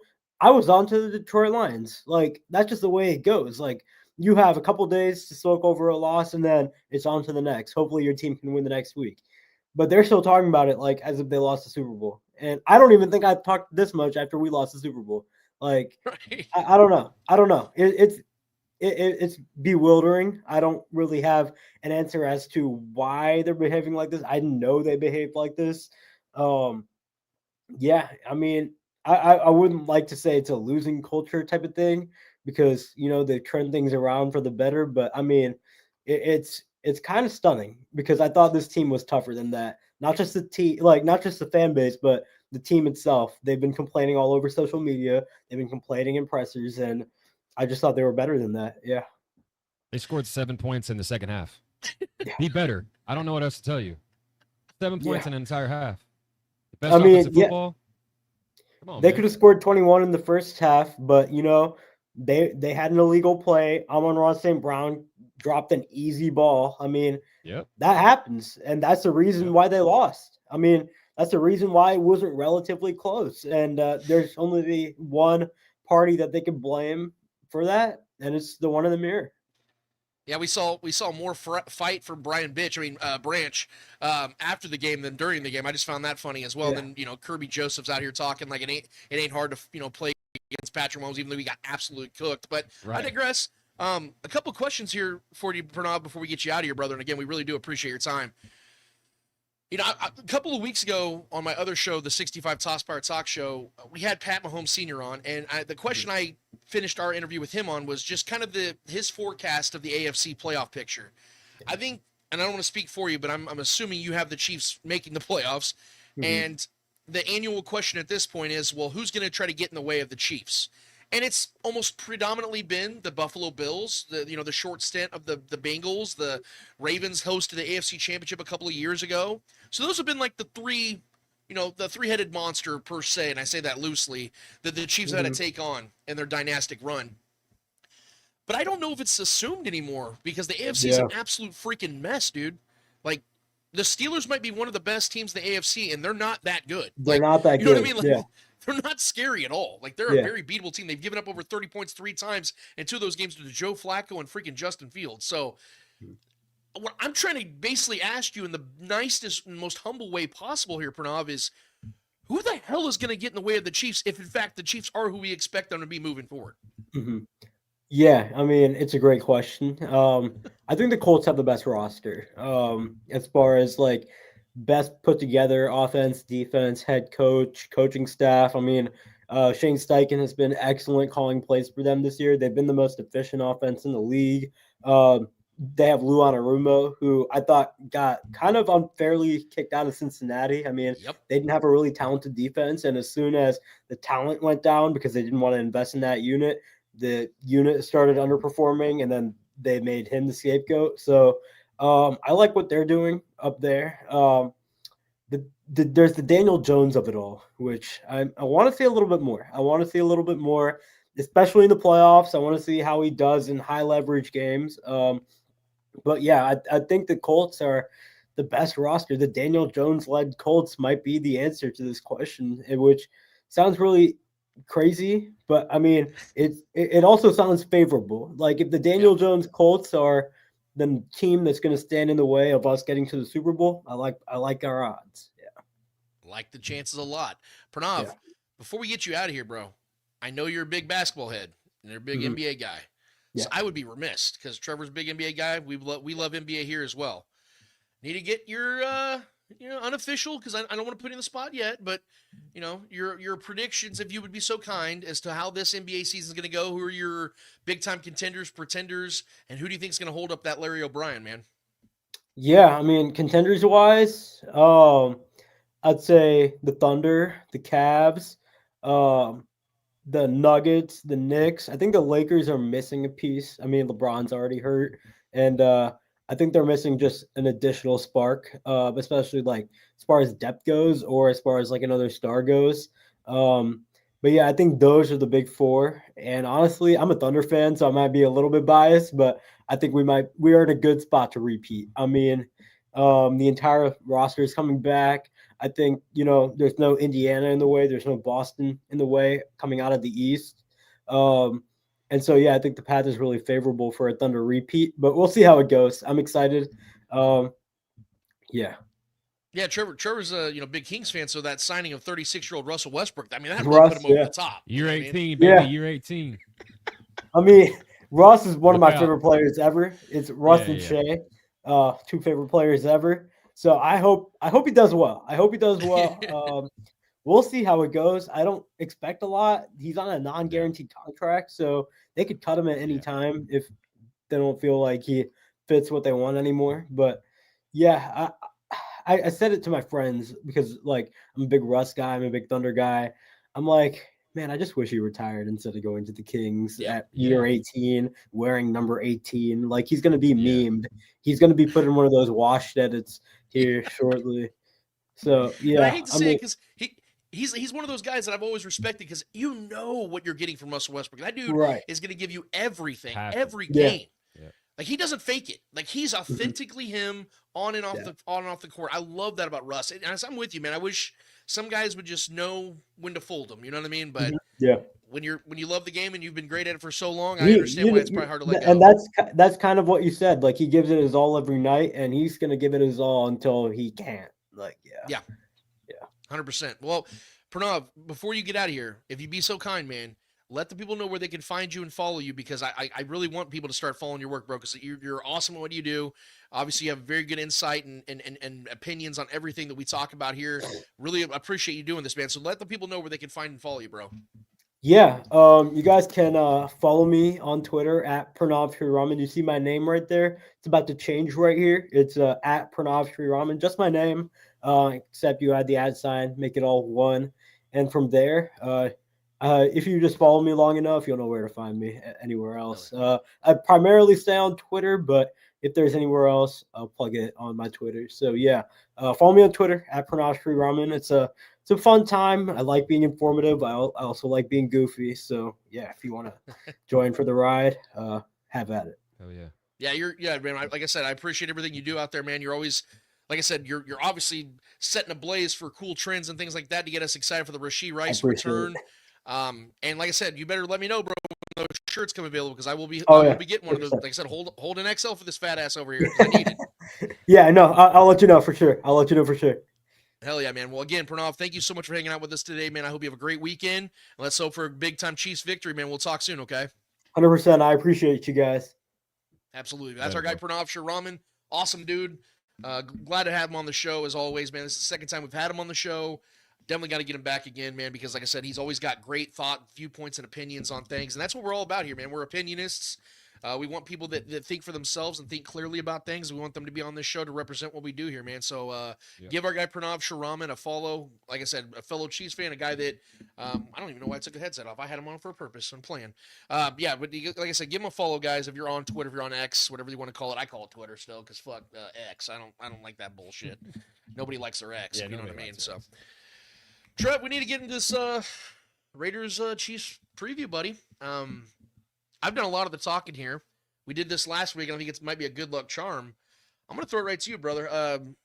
How you seeing this game going, man? What's your viewpoint on this matchup? I mean, we're obviously feeling good about the Rashee Rice return. Yeah. But I thought Pranav laid it out pretty well about where he's expecting this game to go. I mean, where are you at on it, man? I mean, this for me, like I hate trying to. I'm not a believer in jinxes or anything like that, and I'm not trying to do that here. But like, this just feels like a game that Chiefs should just go out and just destroy them, which we probably won't. That's why the amount of points we won by in that Detroit game was a little bit surprising. You know, double-digit wins just don't happen. As great as the Mahomes era has been, we just don't put the pedal to the metal when we know we're just better than a team. Yeah. We tend to just play with our food too much, and I feel like that's what's going to happen for a lot of this game, even though I do think we pull away and or they score some garbage time points but I just don't. There's nothing about this Raiders team that has me question the outcome of this game in any way. You know, they had a competitive game against the Titans. You know, like this is a team that just is not. And like, all love to the coaching staff, Pete Carroll, like doing what he's going to have that defense ready because that's what he does. He's always coached great defenses and you know for me, man, the matchup is just terrible for them because they play a lot of zone, primarily zone defense. Yeah. What do we eat alive? What does Kelce and Rashee Rice eat alive? Zone defense. That's where their numbers come in best. You know, both those guys know how to beat the zone. They know how to find the soft spot. Pat knows how to get his time throws to those guys when the plays break down. He knows how to find those guys. And I think Kelce and Rashee are just going to absolutely just destroy that secondary all day. I have no concerns about this game, man. And that may sound, you know, with these divisional games, I know they tend to be closer no matter how good or bad or how lopsided the matchups can be. These games can tend to be, you know, closer than we want them to be. But I think if we just go out there and play a clean game, like we did last week, all facets other than the kicking game, get that fixed. I think our defense is going to have a field day against Geno Smith, who has 10 interceptions on the year already. Just an atrocious offense we're going against, a guy that their wide receiver one's wanting to get out of there. Just bad vibes all around. Genty's the only guy that can give you pause. If they can control the game at the line of scrimmage and let that guy eat and control the clock a little bit, maybe this can be a competitive game, because I do believe Genty's a super talented kid. But we've been good against the run. You know what I mean? Like, we haven't. I know we've had a couple games where, the run game kind of got away from us a little bit, but I don't believe in the offensive line of the Raiders to sun our defensive line at all. I expect us to control this game. I expect us to, honestly, this doesn't feel like a game we go blow them out, even though I would love to see that. Yeah. I know Pranav was saying 35 is the foundation of where we should start points scored. I don't think we get there unless there's several turnovers and we just happen to score a bunch of points off of that. I think this is a game where the Chiefs just get in, play a clean game, no injuries, keep everybody safe, keep the penalties at bay. Just play good. I think this is a game where we can run the ball a healthy amount, see what we got in Brashard Smith a little bit. Just really control the clock. I know Pat's on this MVP, trajectory right now, so I think Pat could go at least throw a couple tutties, just by default. Yeah. But this just seems like a game the Chiefs go out there, play clean, control the game, get in, get out, noon game, get some rest heading into next week, no injuries, and just play good, straight up, clean football and get this win, man. I'm not concerned about this one at all, to be honest. I'm going to be honest with you. I see it differently, and the reason why is because of the schedule that comes after this game. The game after this one is the Commanders, another NFC foe, and I think that the Chiefs normally like to handle games against the inter-conference matchups a little bit more, not conservative, but because we just saw what they did against the Lions, but the context of that game, they needed that win a lot, really bad. More times than not, I think the Chiefs try to put more of their emphasis on offensive success against AFC teams. And knowing how much this game matters to getting the offense back together. I mean, think about it. This is the first game where Rashee Rice, Hollywood Brown, and Xavier Worthy are going to be on the field together. Mm-hmm. And I think that they want to get that going immediately. I think all the reports are saying that Rashee Rice is going to get a full workload because he is coming off an injury, but he also had an extension of the suspension because of what he did off the field. So he was healthy week 1. Yeah. So he's just been chomping at the bit. And I think this is, you just said it best about the things that may not matter the most, but still do matter. Patrick Mahomes is on an MVP trajectory right now with Baker Mayfield. I think it's a 2-horse race right now, to be honest with you. And I don't usually talk about it until about halfway through the season, but it's becoming a discussion. Patrick's leading the league in all yards by quarterbacks, all touchdowns. I think he wants to have another one of those kind of games. And I think that you're going to hear about it because this is also one of the few noon games the Chiefs have. So they're going to have to do something pretty big for it to be an actual storyline, because if they, most noon games are kind of swept away and we focus on the primetime games. If Patrick Mahomes goes out there and throws 5 touchdowns in this game, that's going to be the story of the week. Is Rashee Rice returns, Patrick Mahomes goes nuclear against a divisional foe. Because of that and the opportunity they have, and here's another part of this that I've been thinking about this week, Trevor. I think that this is almost guaranteed the last home game against the Raiders that Travis Kelce plays in. Which is why, and I'm just going to go ahead and cut to the chase, he is my X factor for this game. Yeah. I think Travis Kelce is going to have this best game of the season in this one. Okay. And I think when that happens, off his best game of the year so far. You notice there's been that uptick. He looked. That's one thing I was saying. Like, yeah. I agree with you, because we didn't really touch on it. His performance against the Lions, he looked so good. So good. He looked like he was that little shimmy, that little fake, that little the Akeem Olajuwon is what he calls it. Yeah. Yeah, man, the Akeem the Dream move. He looked like 2022 Kelce in that game. That's what I'm saying. That could be a trend, and I know a lot of people think his production is going to go down. It might a little bit with Rashee being back because they play a similar role, ironically enough. But I think against this heavy zone defense, him and Rashee are just going to just. That's what I'm saying. I think the sentimental value there is, like I said, the motivating factors of Mahomes to get another big MVP-esque game, getting Rashee his touches. There's going to be so much resources, and obviously the Raiders already have limited resources as it is on the defensive side. They're going to try to expend whatever resources they can to not let Rashee have this blow-up game. I think you're going to see a lot of one-on-ones for Kelce against linebackers and safeties. And like you said, in zone defense, Travis can just sit and do what he does, improvise, and Mahomes and him have that goat-to-goat connection. I think this is going to be a Travis Kelce game. I know Rashee's going to probably have 6-7 catches for 90 yards, maybe a touch. Mm-hmm. We'll see. But I think that this is also going to be one of those games like, yeah, but Dude, did you see what Kelsey did? It should be Rasheed and Travis Kelce. That's what I'm saying. I think both of Kelsey. them. Dude, don't be shocked. I'll make another prediction here. He scored multiple touchdowns against him several times already. I'm gonna say it now, dude. I think he has 7+ catches for 100 yards and a touchdown in this game. I think Travis Kelce has like one of those throwback games because, again, the matchup presents it, all the motivating factors, probably his last home game against the Raiders. You know, like I said, everyone's feeling good because Rasheed's back and the offense is finally going to be at full tilt, at least skill position-wise. We wait for Josh Simmons, but Jalen Moore looks more than trustworthy. So this, like I said, I think this is going to be one of those games like, damn, dude, is Kelce still like one of the best tight ends in the game? Like, so you think this is going to be a game where they pour it on more than they would play more conservative here and then pour it on against Washington? Because I'll be honest, like the trend has actually been the other way around, in my opinion. Like when we played the Chargers, we were trying to be conservative in that game. Granted, we were down to several stars, and Xavier got knocked out in that game. That game went a little haywire early. So the game plan kind of changed a little. We couldn't be as aggressive with Xavier being knocked out, and think the game plan changed, whatever. But we just saw us pour it on against Detroit, going for it, being aggressive, all those things. I could see us being more aggressive against more of a competent foe in Washington and trying to play it, like I said, play it safe and be more conservative, just get out healthy and prepare for a better team, NFC, AFC or not. I think it makes more sense to be a little more conservative in this game. Granted, I know they're going to want to unleash Rasheed, and I think Rasheed has the ability to go off in this game. Yeah. But I don't think we need to score 30, 35 points. I just don't think it's necessary. And I think that's how the Chiefs address a lot of games. They do kind of what's necessary, in my opinion. This is what I'll say to answer your question, then kind of give you the reason I'm where I'm at for this matchup is, I think if the Chiefs come out and they're up 21-0, then obviously I don't think they're just going to keep pouring it on. Yeah, I think if they know, you lean on the running game. If they're up 3 touchdowns by half or like 2 touchdowns by half, like it's 17-3. Do we expect Geno to go make it interesting? Yeah, not. Probably No. not. You know what I mean? Yeah. He's probably going to have a couple turnovers in this game because that's how he plays. He plays, I'm going to go down on my shield. Yeah. You know, if the Chiefs control this game early on, then yeah, more than likely they're not going to go out there and drop another 28 points in the second half. So I'm with you on that. What I'm talking about is I think that if the Raiders do show any signs of life where they maybe score an unexpected early touchdown, then the Chiefs are like, I bet we're just going to go and drop 28 unanswered points on your ass. Yeah, I wouldn't be surprised if we have a Gardner Minshew fourth quarter. I'm actually expecting I wouldn't be surprised by that I'm either. expecting that. Yeah. But see, here's what I'm saying.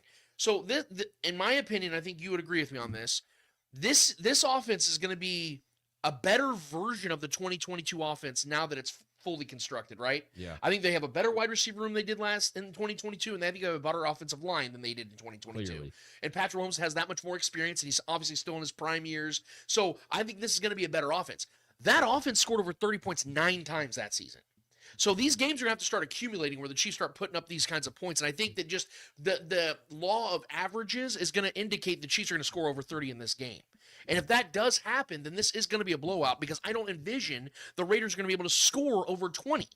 So this is going to be probably a blowout just by the natural flow of things. The only way I see it really being a true blowout, like 10, 13, 14-point plus victory, is if the Raiders turn it over a couple times and we just take advantage of it. 'Cause I honestly... Wouldn't you expect that? But dude, the Chiefs, outside of getting the W, the Chiefs very rarely give us what we want as fans. Because I know we want to go blow out the Raiders all the time, and we don't do it a lot. Okay, but 2 of their last 3 games, they've given us blowouts. In fact, 3 of their last 4. Yeah. They've blown out their opponents. Yeah. 22-9 to the Giants, 37-20 against the Ravens? Those happen to be NFC teams. No, well, Ravens, though. You know what I mean? Well, like, yeah. And even their loss to the Jaguars, they scored 28. You know what I mean? So, like, their uptick offensively is there. And they've been averaging 29 points per game since week 2. Or week 3. I'm sorry. Since week 3, they've been averaging 29 points per game. That's without Rashee Rice. You know what I mean? So, like, now that he's back and you're playing a horrific secondary, I think Patty's going to go out there and just have fun, dude. I really do. Maybe you're right. Maybe they will win 24-16. We're like, fuck, dude. Like, they'll have so much on the bone. They won, but goddamn, like, what the hell? Like, I know last year's team wasn't offensively, we weren't very good, according to our standards. Yeah. I mean, NFL standards, we were middle of the pack. We were still fine. But, like, even that game against Aiden O'Connell, where it took him to fumbling his own snap for us to win that game. You know what I mean? Like, that was still, like, we should have creamed those guys. Sure. We were far better than them, and Aiden O'Connell was darting us up. Yeah. Granted, our defense, in my mind, is playing better right now. We only allowed 7 points to the best offense in football last week. That's very impressive. That's something you can build on. That's why I kind of feel confident in this game. Like, we can go get a 10-point lead and just kind of sit on it. Because I trust our defense to go out there and give Geno hell. Geno's been struggling against far less talented defense than ours. And then I just think this matchup is terrible for the Raiders. I think we can sit on a 10-point lead. And let's add another layer to this. We also know that the Chiefs want to keep it rolling. Yeah, and here's the other thing.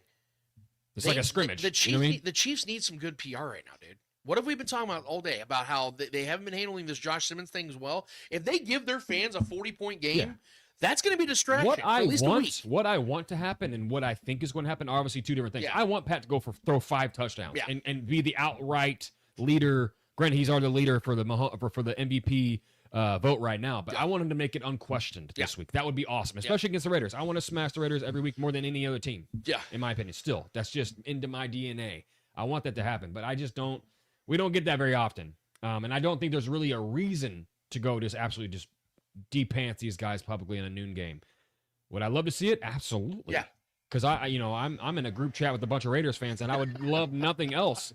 Yeah, I'm in a fantasy league with a bunch of LA guys, so like, I would love nothing else just to unleash the gifts in the chat. So yes, that would be great. But I can see us winning by 10, maybe 13, 14 points tops in this game. We like to sit and I think it's the smart thing to do though. Yeah. I don't want any injuries.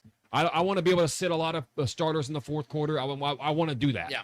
Because like you said, we have Washington. We have a good stretch of games coming against them. You know, we have the Bills coming again soon. You know, we have these games coming up, and I want to remain healthy as possible. Get Travis Kelce maybe a good game and a touchdown. Get Rashid maybe a touchdown or two. Yeah. Figure out what we got in this running game. This is a great game to figure out our running game a little bit more too. You know, see what we got in Brashard. Maybe let him play a lot in the second half. See we got him as a runner too. Right. See what we can get out of him. Yeah. Maybe let Elijah Mitchell play a little bit. See what he's got. Maybe we can dangle him out as a trade candidate. If he looks good in this game, maybe package him with something and trade a running back needy team. You know, because there's some teams out there that could use Elijah Mitchell, as crazy as that sounds. Yeah, I just think this jinx aside, this feels like an absolute just chalk it up. If you're in Survivor, this is like the easiest pick of the week. Yep. You know what I mean? So that's how I feel. I don't think we need to go blow them out. If we do, I will very much enjoy that. So who are your? Let's just get right to it. Who are your key players of the game? You know what, man? He hasn't been healthy enough yet, and I think that when you were talking about the Chiefs defense and maybe maybe making a move outside of a running back, maybe we need to bring in another defensive lineman. I think he's still on this team, and I think Norman Lott has yet to really be unleashed on this defensive line, and I think this is a great opportunity because like I said, he hasn't truly been healthy yet. Yeah. I think he's about to be as healthy as he's been all year in this game. I think this is a great game to unleash and let him just go bull rush the shit out of Geno Smith. Yeah. And let's just let him play a lot of snaps, especially if we're sitting on a good lead. Just let him go wreak havoc on that offensive line. Yeah. And Geno struggles against that bull rush up the middle. He's not very good when the pocket collapses quickly. Yeah. And I think that can cause a lot of mistakes for Geno. So I think Norman Lott, this has got to be a game where he goes out there and shows what he's capable of. Yeah. I love his skill set, and especially in this matchup. So Norman Lott is the guy I'm going for on the defensive side. Hopefully, he can set up also success for George Karlaftis to maybe have a sack or two in this game. He needs to get those stats up. So I want to see what this is a great get-right game for our defensive line, who's been honestly underwhelming most of the year. I expect our stars to do their thing, but I want to see what we got in Norman Lott in this game. And then offensively, it's Rashee Rice, man. This is a Rashee Rice game. We've all been waiting for it. I think they're like the reports have been what they've been. He's going to get the full workload. He's going to come out. He's been ready, chomping at the bit to be that guy. I think this is a great opportunity for him to have a massive game. Like I said, zone defense, that's what he eats against the most. He's going to get a lot of in-breaking route underneath, dig routes after the catch. I think he's going to have 100+ and a tutty, man, in this game. I like it. All right, so you guys obviously know my offensive factor, key player in this game is Travis Kelce. I think that you've seen the uptick in his production. His snap count's not going to go down until he says otherwise because he just has that respect in this offense. I did like that Noah Gray played a little bit more last week, but I still think that it's Travis Kelce that they go through at the tight end position this year. Turning back the clock, I think he turns it back again this week, and I think Travis Kelce actually leads the team in receiving yards this week. I like it. Yeah, that could very well happen. Yeah, I really do think. I think he's going to have a big game. So I want to kind of glaze over that one because you guys don't know how I feel about that. There's a guy on this defense that had 3 interceptions last year, and he gets his first this week. And that's my boy Jaden Big Hit Hicks. Jaden Hicks is going to be the guy that picks off Geno Smith maybe once, maybe even twice. I think he's gonna really feast on the opportunities that they're going to be given in this game. I'm expecting Geno Smith to actually get benched in this game. I think that they actually go with Aiden O'Connell again. Yeah, I think AOC gets back in the fold, and then they talk about potentially moving forward with him. Because what I think is going to happen is I think that Aiden O'Connell is going to get a garbage time touchdown, and the offense is going to have some fluidity to it. And then you're going to see that there's going to be a quarterback controversy in Las Vegas moving forward, because we see what the Chiefs do to teams. In fact, I have the stat here. I didn't have it for the show. I apologize, guys. But the Chiefs truly break teams when they beat them, and I think that they're going to break the Raiders for the rest of the season. So according to our guys over at First Things First, the last 2 seasons, teams in games after losing to the Chiefs, their following game, they're 5-12. They average 21 points per game, while their opponent averages 28 points per game, and their turnover differential is -5. So in other words, once you get beat by the Chiefs, you either turn into the Lions and bitch and moan until you have to play the Buccaneers and may even fuck around and lose that game, or you decide, you know what, maybe enough's enough, and we just want to maybe move on. But I think that this is going to be a game that scars the Raiders deeply, and I think it's going to be a game that really sets them even further down a path of destruction. And like I said, I think it's going to cause a real quarterback controversy, because it's already been brewing, but because of what Geno's making, it's been kind of one of those things where the Raiders just kind of have to deal with it. But I think Geno's going to play that terribly, and I think that Jaden Hicks is going to play a big role in that. I almost wanted to go with George Karlaftis, because I actually think George Karlaftis gets a strip sack in this game as well. I think there's going to be few turnovers in this one. I think the Chiefs' defense is going to play really well. Yeah. Which segues me into predictions here, Trevor. I don't know if you have a score prediction or not, but if you do, or if you have any predictions you want to add as far as what you expect in this game, have at it, man. I think, as much as I was saying we don't need to go score 30, 35 north of that, I think we can fall into 30 points and without really trying that hard. As insulting as that may sound to another NFL professional team, this is just a terrible setup for the Raiders, man. Especially with the Chiefs, the way they're playing. I think it's a terrible setup for any team coming into this matchup. I think the Chiefs are the hottest team in football right now, and the Raiders are maybe the worst. They're right up. I mean, they're one of the worst teams, maybe bottom 2, right there with the Titans. They're in my mind, they're not that much better than them. And they have a far more experienced quarterback who's leading the league in turnovers. This is just a terrible, terrible matchup, man. Max Crosby, be damned. I love that guy. He's always a guy who's going to make a play or two. I expect him to make a play or two. But that's not going to factor into the outcome of this game. I think the Chiefs score 30 points. I think it's 30-13, 30 to maybe 16 points, some random number. I think it's going to be a lot of field goals for the Raiders. They're going to have to settle. They're going to try to get aggressive and go for it when they have to go for it, but it's going to be a bad matchup for the Raiders. So I'm going to say 30-13. Yeah, a lot of short fields for the Chiefs in this one. I think I said I wouldn't be shocked if there's 3 or 4 turnovers for the Raiders in this game. I'm being serious, guys. I think this is going to be a very one-sided affair. It has all the makings for that from both a matchup perspective. We grew so accustomed growing up to watching the Chiefs at noon. So now that's a super rare thing, because the Chiefs are the premier team, to put out there for primetime games, which is why the Chiefs hardly ever have noon games at all. So I think there's going to be a unique vibe back at Arrowhead where it's a noon game and everyone's, waking up and feeling good and, jovial. Rasheed's back, the rice patty connection's going to be back going, and, you finally have the 514 area code, like Mitch Holta says, out there on the field together. Yep. Everything just feels good, and like you just said, Trevor, everything feels so opposite for the Raiders right now, with Geno Smith just playing his worst football of his career. Yeah. And I'm even going back to the Jet days. Although this is the definition of a trap game. That's this is your traditional coming off a big win against one of the hottest teams in football. Also, big home victory. Kind of a flex victory. If Rasheed came back last week, I think that you'd be nailing that. Yeah. But because of the fact we know that that game, that juice that's there, the Chiefs aren't going to come in this game lollygagging. Yeah. This can be a game no, we're fucking killing somebody in this game, straight up. Well, the Raiders are already talking shit. Devin White's already talking shit. That's another factor. Why do you think I had team? Travis Kelce as my X factor as well, man? Yeah, dude. He put him by name. Any third person this shit. Mistake. You don't do those kinds of things. Definitely not gonna win. We are as petty as you get. Yeah. This team is we don't care how many Super Bowls we've already won. We don't say anything. Just watch your mouth. Thank you. That's why that's why I love what Zaire Franklin said the other day on that podcast about how Juju needed to get his ass kicked. We play the Colts in 5 weeks. Thank you for that, Zaire. Yeah, bro. Really appreciate it. And Juju's gonna go have 3 touchdowns in that game. Dude, I wouldn't be surprised if they schemed some shit up for Juju in that one, but yeah, I'm gonna actually give my score prediction in this one, Trevor. There's no real nice way of putting this. I think the Chiefs are going to absolutely blow out the Raiders. Like I said, I think they're going to get a lot of short fields because of a potential strip sack from like a Karlaftis or even like a Mike Gannis surprises you. Yeah. Jaden Hicks gets at least one pick in this one.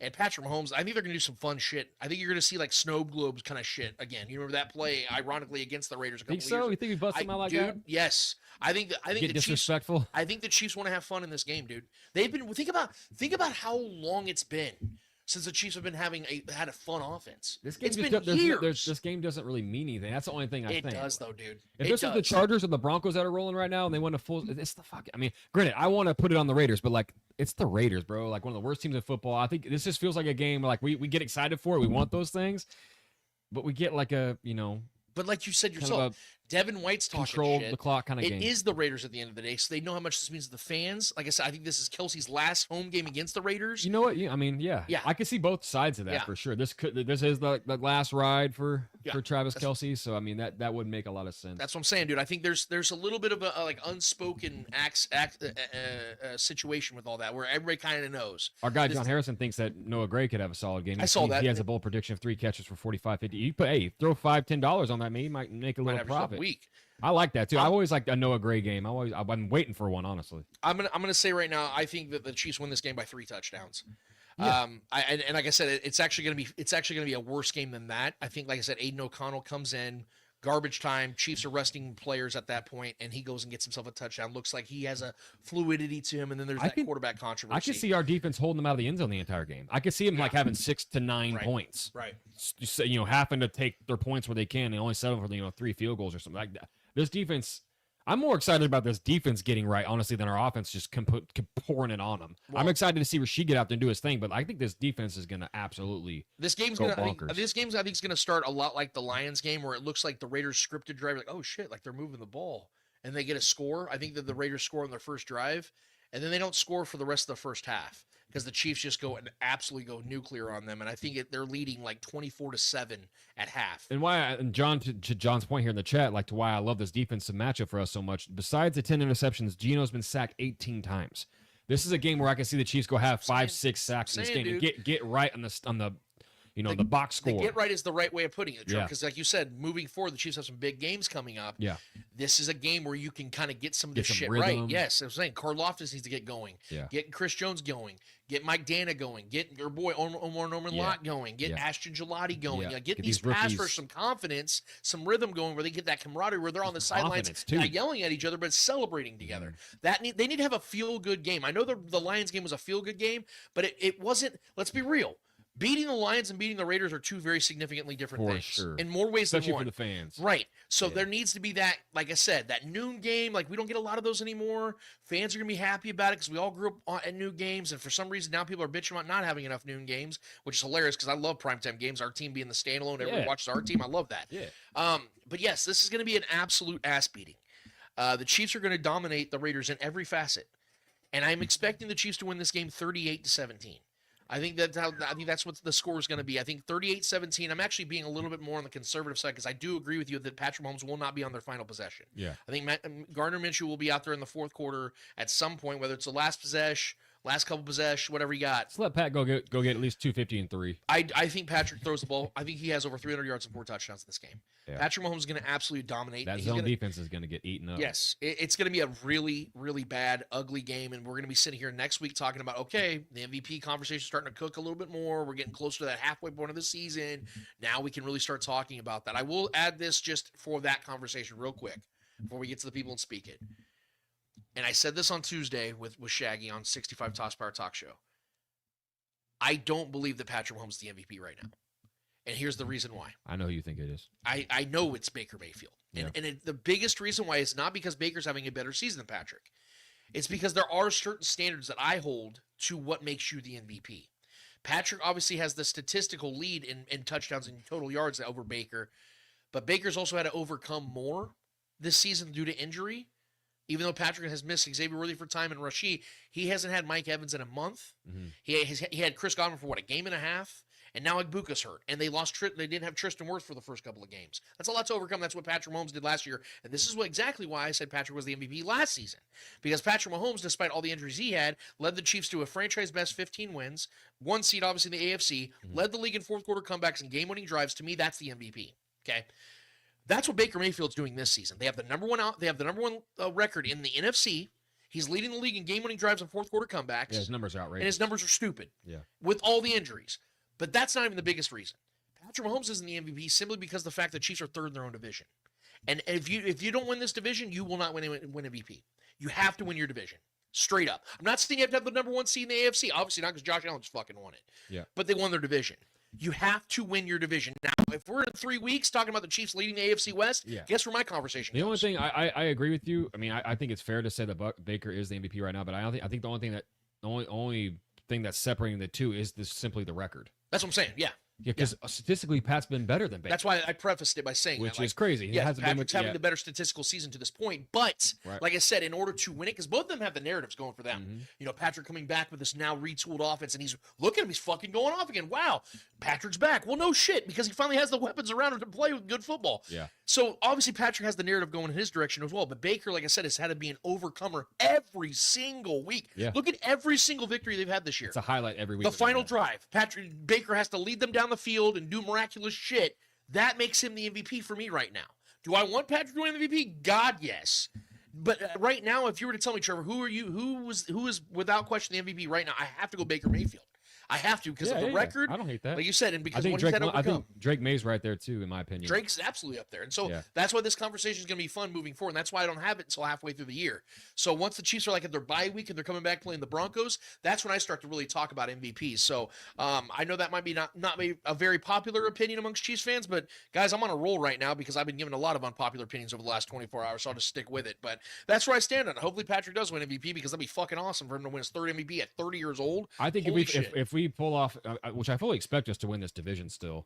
Absolutely. I think if we go win this division, because I'm gonna be real, I'm expecting some letdown spots for Baker and the rest of the way. I think there's some, even if he gets guys back. I know he might play like that every week. Yeah, he's a big risk taker. I think he's gonna cost his team some games as much as he costs them a lot of wins and gets them a lot of wins just to have a sheer will. He is a mistake prone guy. And there's gonna be a couple of weeks where he goes on an interception span, where he throws several picks because he does that. Yeah. He's a big risk taker. He's a very Brett Favre-ian kind of player. And that can come back and bite you in the ass a lot, especially when his defense is playing kind of middle of the pack. Yep. Not great, but they have a good pass rush, but their secondary is very beatable. And then, he has a lot of the NFC teams that they face too have not looked great. Right. So they're taking advantage of that as well. But yeah. I'm right there with you, man. Absolutely. That's our predictions on the game, guys. You let us know what you guys think in the chat as far as what you expect from this matchup against the Raiders at Arrowhead Stadium at noon tomorrow, as we're live streaming this now, obviously. Trevor, let's get to the people and speak it. What do you guys have to say? What's your takes, comments, questions, concerns, guys?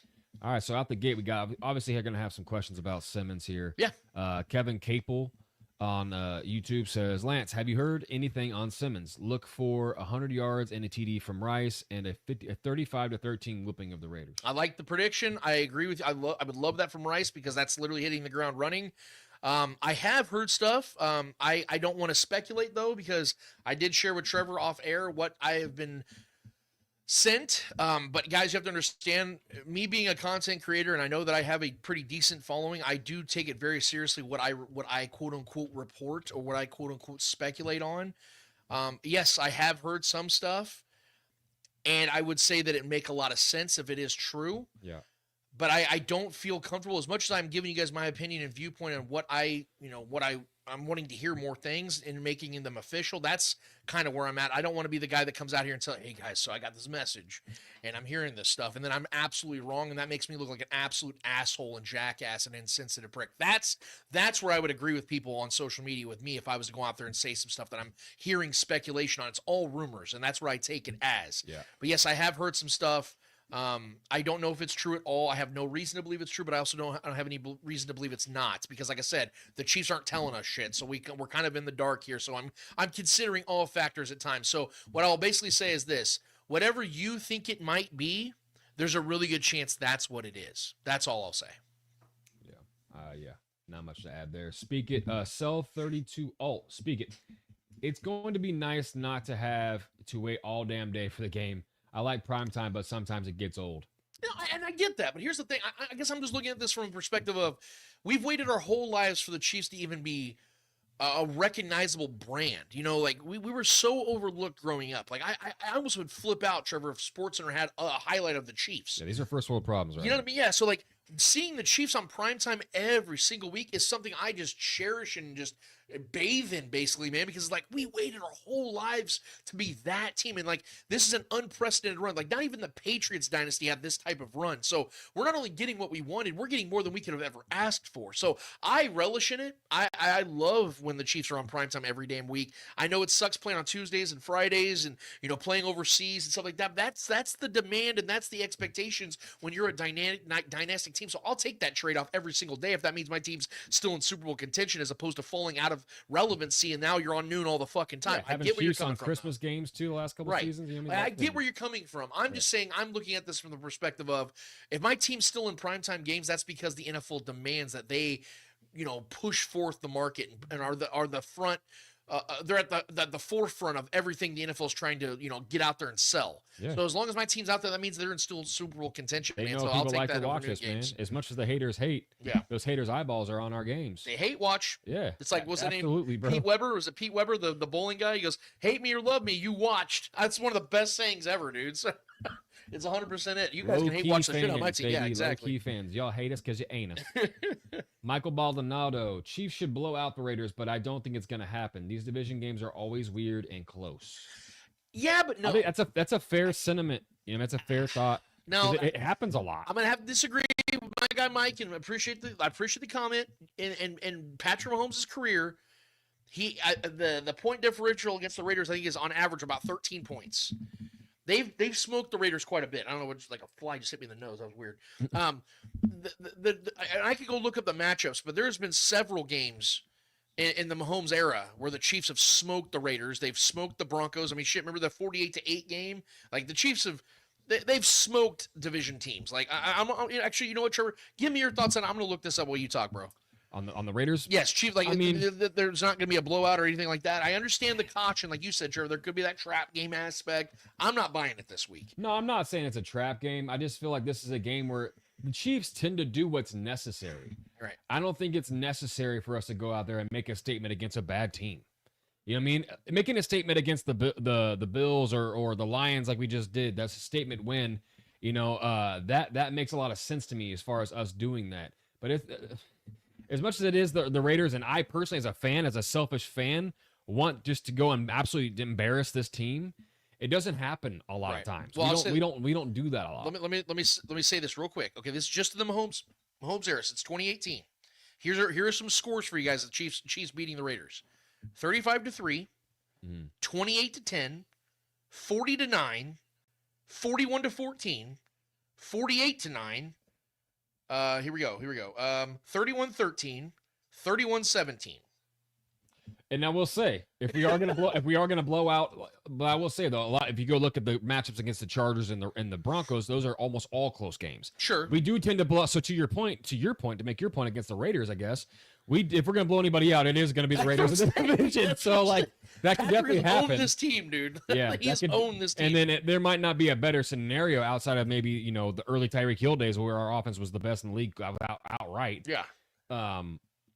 Getting Rasheed back, this is a blow up spot. This is absolutely a moment where we can absolutely go drop 45 plus and not even blink. Yeah. So I just am of the mind where I think the Chiefs right now are just trying to collect wins. Yeah. I don't think we need to go make a statement. I think the league is very aware, and all the shit talks that happened after that Detroit win. I think the league is very aware of what's happening right now and the change of the guard and what's the Chiefs starting 0-2 was like, oh, ha, ha, ha. If the Chiefs everyone's pointing at us, laughing at us, and now they're like, oh, shit. If the Chiefs weren't 3-3 coming into this game, I would probably completely agree with that. The thing about it, though, Trevor, is the fact that Chiefs really don't have any luxury of kind of coasting in games right now. So, they're going to have to make sure they put their opponents away more times than not. I'm saying, though. You know what I mean? Because more times than not, the Chiefs start the seasons off pretty hot. Yeah. So they can coast when they start 5-1 or they're 3-3, bro. They're gonna have to put opponents away. You know what I mean? I don't think we're gonna have to put the Raiders away though. I think the Raiders are so bad. I think if we go get a 10, 14 point lead, we can coast.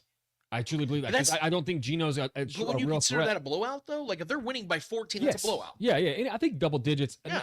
10 points isn't a blowout, but 14 plus is a blowout. That's what I'm saying. Yeah. So, So, yeah. if they go up, 20-3, Yeah.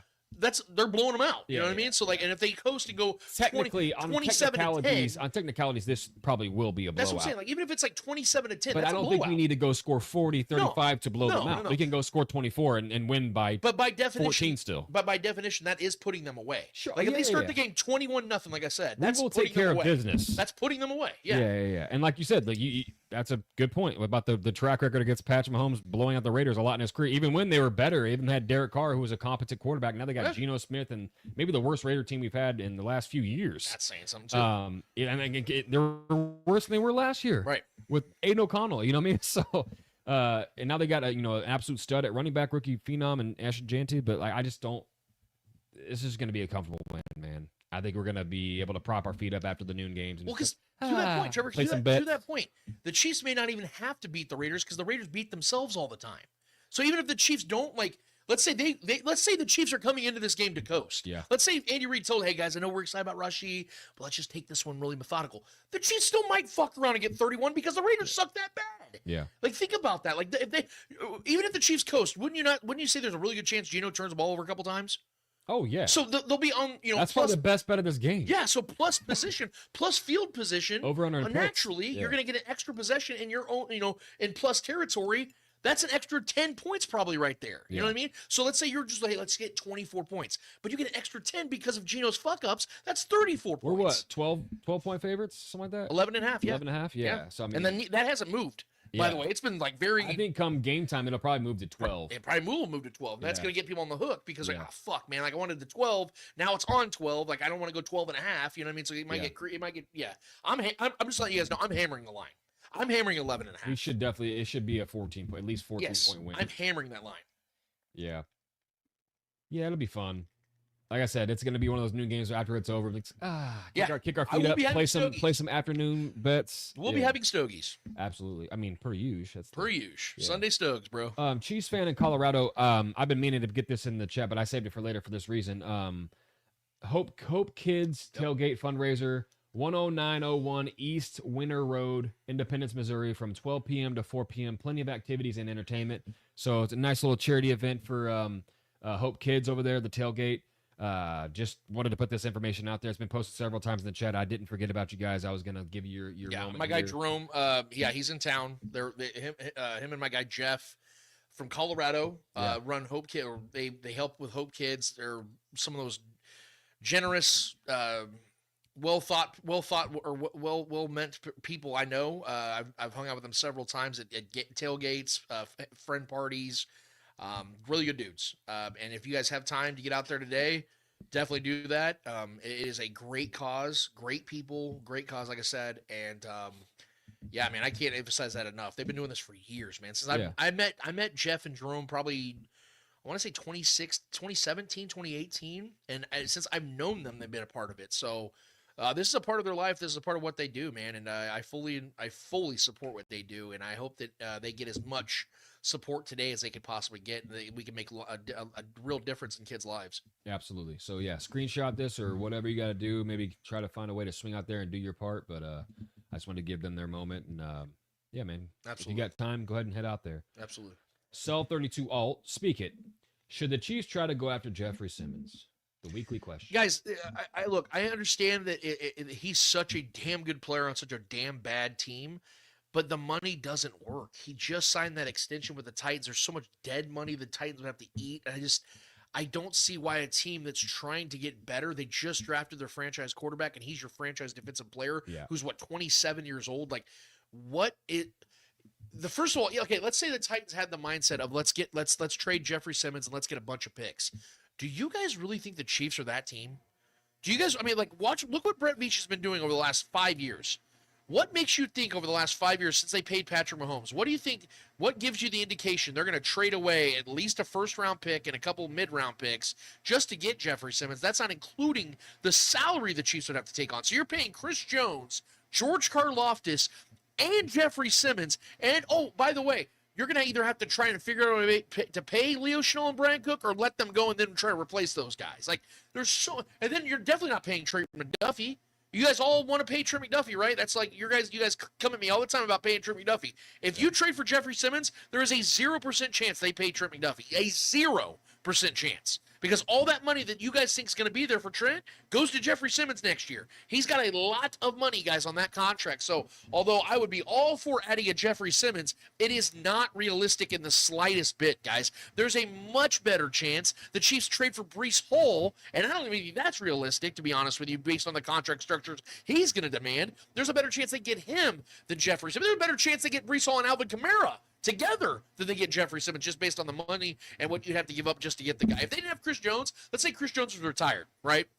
I could see it happening. I definitely could see it happening because that money would be available. That money's not available, guys. This is not Madden. I'm sorry, but you're not getting Jeffrey Simmons. We got to move off that take, guys. Yeah, there are other guys out there we could possibly make moves for, and I am of the mind that I would prefer to try to pluck a defensive lineman off of a team before I would a running back, in my personal opinion. But like, Trevor, go look at the names. There's nobody just sitting out there that you can just go get. And the Bengals are not giving you Hutchinson, oh my God, Hendrickson. Yeah, Hendrickson. They're not giving you Hendrickson. He's not getting traded to the Chiefs, guys. So any like top tier pass rusher you see out there, it's automatically out of the Chiefs market. You're looking at Jalen Phillips, Jermont Jones, guys like that, just dudes. Like, solid pieces. They're not going to be guys that are going to come in here and give you 10 sacks. It's just not going to happen. They're not out there. Those guys are making real money, or they're draft picks like the Giants. They're not trading away Kayvon Thibodeau. They're not trading Burns. They're not trading Abdul Carter. Those guys are either making real money or they're highly touted draft picks that the Giants are building around. And again, this is a good moment for us to feel better about our defensive line moving forward, to where we don't feel like we need to go after a move if Omar Norman-Lott and Ashton Gelati go ball out in this Raiders game. Our guy John Harrison just said it. Simmons' contract is too high, about $20 to $23 million a year in base salary. That's just not something the Chiefs are doing. We just can't take that on. No way. Yeah, especially after paying George and wanting to pay maybe Trent McDuffie as well. Leo Chenal, Brian Cook's available. Got to keep Leo. There's a lot of guys still on this defense, man. Yeah. Justin Orton, speak it. Who are you predicting to be in Super Bowl 6 weeks in? Who is your Super Bowl prediction 6 weeks in? Oh, I'm not budging off my pick. Yeah. I still think the Vikings are getting there. I'm not budging off that pick. Yeah. I think the Vikings have the defense is going to get, and their offense is going to get hot. I still believe in J.J. McCarthy. It's a long so you think season. the Vikings are going to beat the Eagles this week? I'm hammering the Vikings plus 2.5 at home. Are you kidding me? They're plus money at home. That defense is not going to allow them to throw the ball. So the Eagles offense sucks. Yeah, they're terrible, bro. Saquon Barkley's averaging 2.5 yards a carry less than what he was last year. He is, dude. I'm not saying he's washed, but he's having a washed season. That matchup is going to come down, in my opinion. That matchup is going to come down to who can establish the run better and how the offensive line of the Vikings responds to the defensive line of the Eagles. Because Carson Wentz can become a pumpkin back there. But the Vikings gotten healthy. They got their tackle back. Yeah. Their defense is healthy and humming. I love the Vikings. Yeah, I'm picking the Vikings to win that game too. Yeah. I just don't trust Jalen against that defense. I think that Vikings defense is going to be all over Jalen. Sure. They're not going to allow them to throw, so they're going to have to try to lean on the run. And I can see, not to go too far into this game, but I can see the Vikings running the ball pretty well against the Eagles. So yeah. So I'm definitely sticking with my Super Bowl pick too. I mean, I think the Packers are going to get better as the year goes on as well. They've been struggling a little bit. They haven't looked like the world beater that I thought they would be a little. Their offense hasn't really been what it needs to be yet. And I think getting Jalen Jaden back in the offense in a few weeks too will help a lot. But I still love what the Packers are doing though. I think they're such a smart team and a really, really good defense. I think they're going to get better as the year goes on. So Packers, Chiefs, Lance has Vikings, Chiefs. I think we're sticking with those as of right now. Thank you, Justin, for the question. Yep. Sully32 alt, speak it. I understand some people being sensitive about the Simmons situation, but it's fucking unacceptable to not have transparency. No transparency leads to assumptions, not worsen the situation. That worsens the situation. I couldn't have said that any better than what you just did right there, bro. I mean, that's been my whole stance on this. I know that people naturally look when you have a certain reputation amongst a community that you create content in, no matter what you say or how you say it, people are automatically just going to take it how they want to. So I'm not even going to fight people on it. I'm just going to say what I say and leave it at that. But that's 100% the problem in all of this, guys. It's not that, look, it's not that I'm upset that Josh Simmons is gone. I mean, obviously I want to see him play because he makes this team better. So I'm not going to sit here and pretend like I don't like, that I love the fact he's gone. I don't. Yeah. But that's not my issue. If there's something going on in his life or someone else's life in his family, by all means, go take care of that. I understand what that's like. Trevor understands what that's like. What we're addressing is the way the team has handled this, the way his agent's handling this, by not handling this. I mean, again, I want to reemphasize the point. Andy Reid saying Brett Veach is taking care of this or handling this, and then Brett Veach not being on the podium is a problem to me. Because if you're handing it the responsibility off to somebody else, that somebody else needs to be there instead of you, in my opinion. If there was an issue with Trevor, and Trevor's and I go, well, hey, Trevor's handling it, but I'm the one at the podium talking about Trevor's issue, or vaguely talking about Trevor's issue, but Trevor's not at the podium talking about his issue. How much sense does that make? Like, it doesn't make any sense for me to try to be that representation for someone else who's handling the situation. That doesn't make, you know what I mean? That doesn't make sense. Well, 𝚂𝙿𝙸𝚂𝙾 alt follows up with that statement. It says, especially with Simmons' pre-draft worries about professionalism, somebody needs to say something. Yeah. I'm not questioning the man's character. I'm actually I think we're questioning more the character and the lack of transparency of the team. But to that and point, the leadership of this team. But to that point, real quick, I want you to keep the front going. office, I should say. But to that point, there is something to that now because of the speculation we now have to live under. Well, and we wouldn't be speculating that if there wasn't transparency. The speculation is growing because of the vagueness. We have to start, because I'm right. I mean, I told you, Trevor, about some of the things I had been hearing. Yeah. I was doing some digging on what Josh Simmons' career at Ohio State and before that. Yeah. And there were concerns. Jeremy Fowler had a tweet after the draft when the Chiefs drafted Josh Simmons and said that one of the biggest hangups from other franchises out there with Josh Simmons wasn't even his knee. It was his maturity issues. It was because of the fact he's not going to be that dude that is leading the way. He's going to be a guy that you're going to probably have to, deal with here and there. And obviously he went to the perfect team because this, in my opinion, to this point, this is the type of team that can handle that kind of shit if, in fact, that's what's going on. But the fact we don't know what's going on, and it's because of the same franchise I'm giving praise and respect to, isn't handling it, in my opinion, correctly, that is where I start to have my real questions. That's why I am frustrated with this whole situation. Not because Josh is out taking care of something else. It's because of the fact we don't know what's going on about the timeline and where, if he's okay, where the hell he's at. Like, nothing. We know nothing, and that is a problem with a heavily vested individual this team's relying on for the foreseeable future. There's nothing wrong with saying that. Yeah, and like I said, man, adding context to it, like, what if this was Patrick Mahomes going through this? And we were getting nothing about Patrick Mahomes. Everyone would be. Would the rule change? Everyone would be rightfully annoyed by this. But the fact that it's like granted, he's still a very important piece, but it's not Chris Jones, it's not Travis Kelce, it's not Patrick Mahomes. It's not one of the three key pillar players. He's becoming quickly one of those. And like I said, what if our replacement player in Jalen wasn't as good and Patrick Mahomes took some big hits from that blind side, and now we're like, okay, wait, this is affecting the game too. It didn't affect the game, so now it's like people are like, oh, trying to be holier than thou. We just let the man be. We still need some information. Because like you just said, what you're explaining is the picking and choosing of what is and what is okay. Selective outrage. Because like I said, I've seen so many countless Chiefs fans talk about plenty of other people's personal lives, and they felt very comfortable in doing so.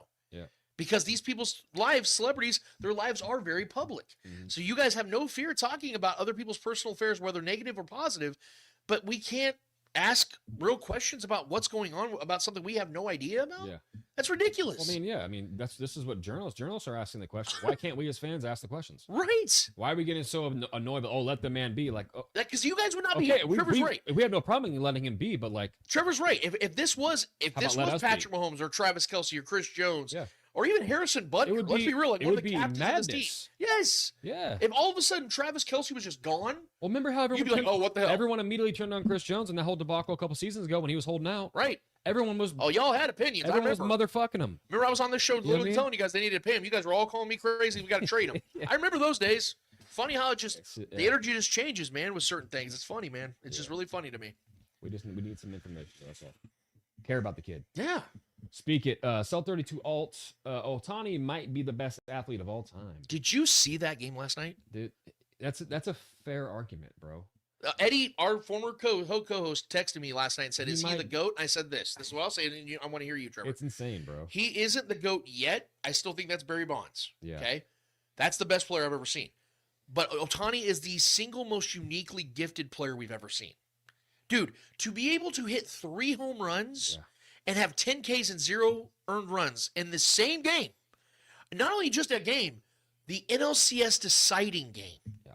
Of all games to do that, you have the greatest game ever and the biggest game of the season to that point. You got to give them. I think he's on the trajectory of being the greatest player ever. I don't know if he's there yet. I would say no to this point, but that game went from like right here in the GOAT conversation to about right here. I think he's unquestionably the most valuable player of all time. I don't think there's anybody who does more for a team than what he does on both sides of the ball. It's hard to disagree. We've had guys that can pitch and hit. We've had guys that can, but at this level, right? We've had pitchers be able to hit the ball and be like, oh yeah, a home run every month or a month and a half, maybe every once in a while. Right. This dude is like, he's like the best hitter and pitcher in a single game, and that's just, it's outrageous, bro. Yeah. Like what he's doing is outrageous. And honestly, he's just gonna set so many records. I think his resume is gonna be unbearable to like not crown him that at the end of his career. I think he is on the trajectory. But you said guys like Barry Bonds who are just outrightly just the most dominant player in his era with what he did, steroids or not, like regardless of that. We've had a lot of great players in this game, and I'm self-admittedly not a big baseball guy, but it's like even this is on my radar too, and I'm getting my algorithm. Not a baseball guy, like I said. This is hitting my algorithm, and I'm seeing it. I'm like, Jesus, like it's becoming undeniable what this guy is. When you can rake like Aaron Judge and paint like Greg Maddux, it's insane, bro. In the same game, he's playing, dude. What he's like he had a hot pitching game and like had a so-so, like went 1 for 3 or 1 for 6 in a batting or something like that. You know, that's. The dude was hitting homers, just knocking them out the park, and just throwing strike after strike. He's playing life baseball in easy mode. Yeah. Like what he did last night is something like you do in like MLB The Show. Yeah. You know what I mean? Like that doesn't happen in reality. So what he did, I can't even put it into words, dude. So I'm with the idea of obviously like progressively him becoming the greatest player ever. I just have a lot of respect and reverence for what Barry Bonds did, being a 7-time MVP. You know, was it 9, 10-time Gold Glover, all-time home runs lead hitter, all-time RBIs guy. Like, I mean, there'd be times, Trevor. I remember growing up watching baseball. Barry Bonds would get 1 pitch a night to hit because they'd keep walking him or throwing balls, and that 1 pitch would be in the freaking river because he gets that one opportunity and he smashes the fuck out of that ball. You can talk about the steroids all you want. That era was doing steroids. I don't want to hear shit about that. We all can do steroids. That doesn't make us Barry Bonds. Barry Bonds made him Barry Bonds.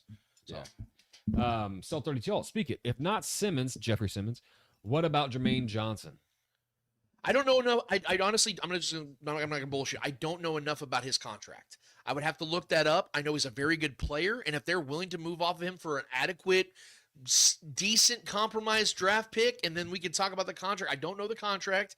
Maybe our guy John Harrison has the numbers, the figures, but if the contract is suitable to what the Chiefs are looking for, which again is bargain barrel type spending at this time, then I'd be all for it. But like I said, I just don't know what his contract would be before I can give you like my honest assessment on that. Yeah, this feels like a good follow-up question here. Bubba BB says, because there was a report just recently by Diana Rossini, thoughts on the report from Diana Rossini that the Chiefs aren't looking to trade for a running back and are actually looking to trade for a defensive lineman. I mean, Kamara said he will retire if he gets traded. Yeah, so I don't. Okay, first of all, I don't believe Alvin Kamara. I don't.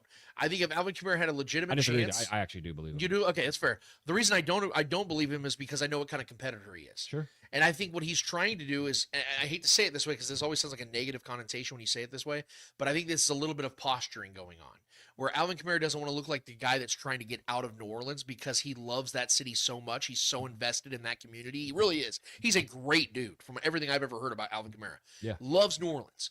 So I don't think, remember like the whole Eric Hosmer thing when he was about to leave Kansas City, he got that big offer and the Royals tried to do that thing where like, well, we offered him $100 million. And no, they really didn't. They just didn't want to look bad to the fan base because Eric Hosmer was maybe the single most lovable player on that team. Everybody loved the Hos. He was the face of that run. There was posturing. Yeah, there was posturing going on, right? So I think there might be a little posturing from Alvin Kamara and his people because I think he knows that there's a really good chance he's getting traded. So if he says something like that, the fans can't hold that against him if he gets traded because he said he didn't want to go and he was willing to retire. You know what I mean? But if he knows he gets a chance to play with Patrick freaking Mahomes and gets a chance to finally win a real Super Bowl something that he's never even gotten close to, I have a hard time believing he would pass that up. That's all I'm going to say about that. When it comes to the running back reports, there is merit to that because I think the Chiefs would obviously rather go and get an interior defensive lineman or an exterior defensive lineman over a running back. But you have to ask the question, which one is actually realistic? Is there a guy out there that's worth trading for on the defensive line? Yes or no? I don't know. I can't find that guy that matches all the criteria in order to make the trade realistic. Well, and we don't know who's all on the market, who's available. That's what I'm saying. You know what I mean? Because like we don't see the discussions behind closed doors between these GMs, who's on the trade block, who's not. You know, we've seen these trades happen out of nowhere where like a star player gets traded, from a team that's kind of like middle of the pack or may not, have a good future for the rest of the season. The Texans are a team that could, their season could crumble pretty quickly if things don't break their way. They have a lot of good defensive players on that team that can maybe possibly become available before the trade deadline. Who knows? I mean, I'm personally of the mind I'd rather have a defensive lineman on this team that we can move forward than a running back. I'd personally rather have a talented defensive lineman thrown in the mix and see what could become of that than a running back, in my opinion. But yeah, I mean, who knows, man? We'll see. We know Brett Veach can be aggressive. I see our guy Bumpa BP is doing assertions right now. Lance, you're doing confirmation bias. If someone who you didn't want Casey to trade for said he would retire if he got traded, you would believe him. Well, first of all, I don't want you putting words in my mouth, bub. I don't do that to you. So I'm asking you to keep it fair here. That's not fair to say that I would believe him automatically. I just explained to you why my opinion is what it is. I'm not saying that he's a liar. I'm not saying that I know for certain that he's lying or doing anything. I'm giving you my opinion based on what I've heard and what I'm seeing. I could very well be wrong. Just like I could very well be wrong on the flip side if I was trying to say that I believe him fully. I could be wrong too. Maybe Kamara is, maybe I'm 100% right on how I stand on this. I have no idea. I'm giving you an opinion. That's what it's based on. There's no facts I'm going off of. I'm saying based on what I know and the attraction of coming to Kansas City as a veteran player that Alvin Kamara has had to go through the shit he's gone through and having to carry bad teams a lot of times, I would imagine, hear the words, key words here, I would imagine that he would want to play for the Chiefs. Because maybe to this point, Alvin Kamara hasn't heard anything about the Chiefs being interested in him. But what if he did? What if today he hears, hey, man, Brett Veach just gave us a call. They're willing to give up a 5th round for you. I know you've been talking about maybe retiring if you get traded, but, I mean, that's a Super Bowl contender. They've been to 5 of the last 6 Super Bowls. Would you be interested in playing for the Chiefs? I would imagine, again, do you hear the word, Jeff, real quick? I would imagine he would want to play for the Chiefs. Maybe he wouldn't want to play for a bad franchise. I get that because he's currently playing for one. But if he gets a chance to play for a Super Bowl, I would imagine that's something he would probably be down for. Just like Terrell Suggs probably wouldn't have played for anybody else in 2019. But the Chiefs came calling, and guess what happened? Terrell Suggs went to the Chiefs. Carlos Dunlap probably didn't want to play for a bad team, but the Chiefs came calling, and guess what? Carlos Dunlap played for the Chiefs for 2 seasons. There are veterans out there that are looking for opportunities to win because they've never gotten those opportunities beforehand, and they've made a ton of money. So maybe Kamara is happy with his career to this point and his bank account. But if a team like the Chiefs comes calling and asks just to kind of get an idea of where he's at on this, you're going to sit there and tell me that you don't think he would actually be interested in coming to Kansas City. Okay, that's fine. That's your opinion. I just have a differing opinion on that, bro. But I don't want to sit here and be told what I would believe or not believe in a scenario of a difference of opinion. That's not right, man. Yeah, Bumpa conceded the point. You win. James C. Kirk, how much does the Chiefs' loss affect the Lions on Monday night? A loss of respect for most of their fan. I lost a lot of respect for most of their fans. Yeah, and it sucks too because like the Lions had this like lovable loser type vibe to them because let's be real, dude. Like before the last couple of seasons, we didn't even know if they had a fan base. Like we've seen like the laughing stock of a tailgate they have outside of that stadium. The roar. Yeah, and we were all kind of rooting for them. It was a cool story to see Dan Campbell go in there and changing the whole aspect, the whole entire viewpoint of what we saw them as a franchise. They're a poverty franchise. Yeah. They've never been to a Super Bowl, and now they have real chances of doing that. So you want to like root for these types of teams, especially being a Midwest team. We're from the Midwest. It's cool to see the Midwest succeed, man. But now they've become a bunch of just straight up biatches crying about legitimate calls, crying about the right calls being had, and they're trying to make it now into this full-blown conspiracy. They're mad at the NFL to the point where the NFL Films had to delete a video yesterday because so many freaking fans and media members and players came bitching about it. That's how pathetic this has gotten. to the point where NFL Films has to delete videos because they feel like, oh, we attacked their fan base. Dude, that is the softest shit I've ever heard in my life. Dude, and Pranav said it best. I don't think we even talked about the Super Bowl loss this much. Nope. We didn't. We just moved on. Because that's what winning franchises do. That's what fan bases that have a winning organization, fans of winning organizations do. It sucks. You might be frustrated. We might, bicker about it the night of and the morning after. But after that, you move the fuck on. And we're on to Cincinnati, as Bill Belichick once said. Yeah, it just, again, proves the point that the Chiefs are the team to beat. And when you win or lose to the Chiefs, it's going to affect these fan bases and these teams dramatically. I mean, we saw the Bills over and over again win their Super Bowl in the regular season when they beat us, and what happens? Right. We get vengeance. I like Bumpa's other question about Jalen Moore. If you want to bring that one up, I don't know if you were on. If Jalen Moore is the left tackle for the rest of the year, how much confidence do you have in that left tackle position if it comes to that? A lot, and I'm gonna tell you why. Because of everything I said from the beginning of the season. I need to see it again, but absolutely. I liked the first against an elite pass rusher. Yeah, full disclosure, I don't believe that Jalen Moore is better than Josh Simmons. I think that the best option for the Chiefs is Josh Simmons at left tackle, and I hope that he is back at some point. Yeah. That makes the Chiefs better. But I told you guys after when they signed Jalen Moore and then when they ended up getting Josh Simmons in the draft, I said, guys, I think that Josh Simmons is going to be a 2026 player. Because I was also confident in Jalen Moore. Now, obviously, we didn't know what Jalen Moore fully was, but neither do we know about Josh Simmons either. He was coming off a patellar tendon. He was coming off of some other things at Ohio State that we now know about. There was a lot of unproven commodities at left tackle. I do believe that Jalen Moore is good enough to start for the Chiefs the remainder of the season if that is what he's asked to do. I think he showed us that in that game. Trevor's right. There needs to be a bigger sample size. Yeah. But what better way to prove yourself immediately than on the day of the birth of your child, you go out there unexpectedly and start against maybe the best pass rusher in the NFC, and you shut his shit down. I'm going to be honest, too. I think the most under the radar storyline right now is how good our guards have been. Thank you. Hey, 𝚂𝙿𝙾𝙳𝙶 has been incredible.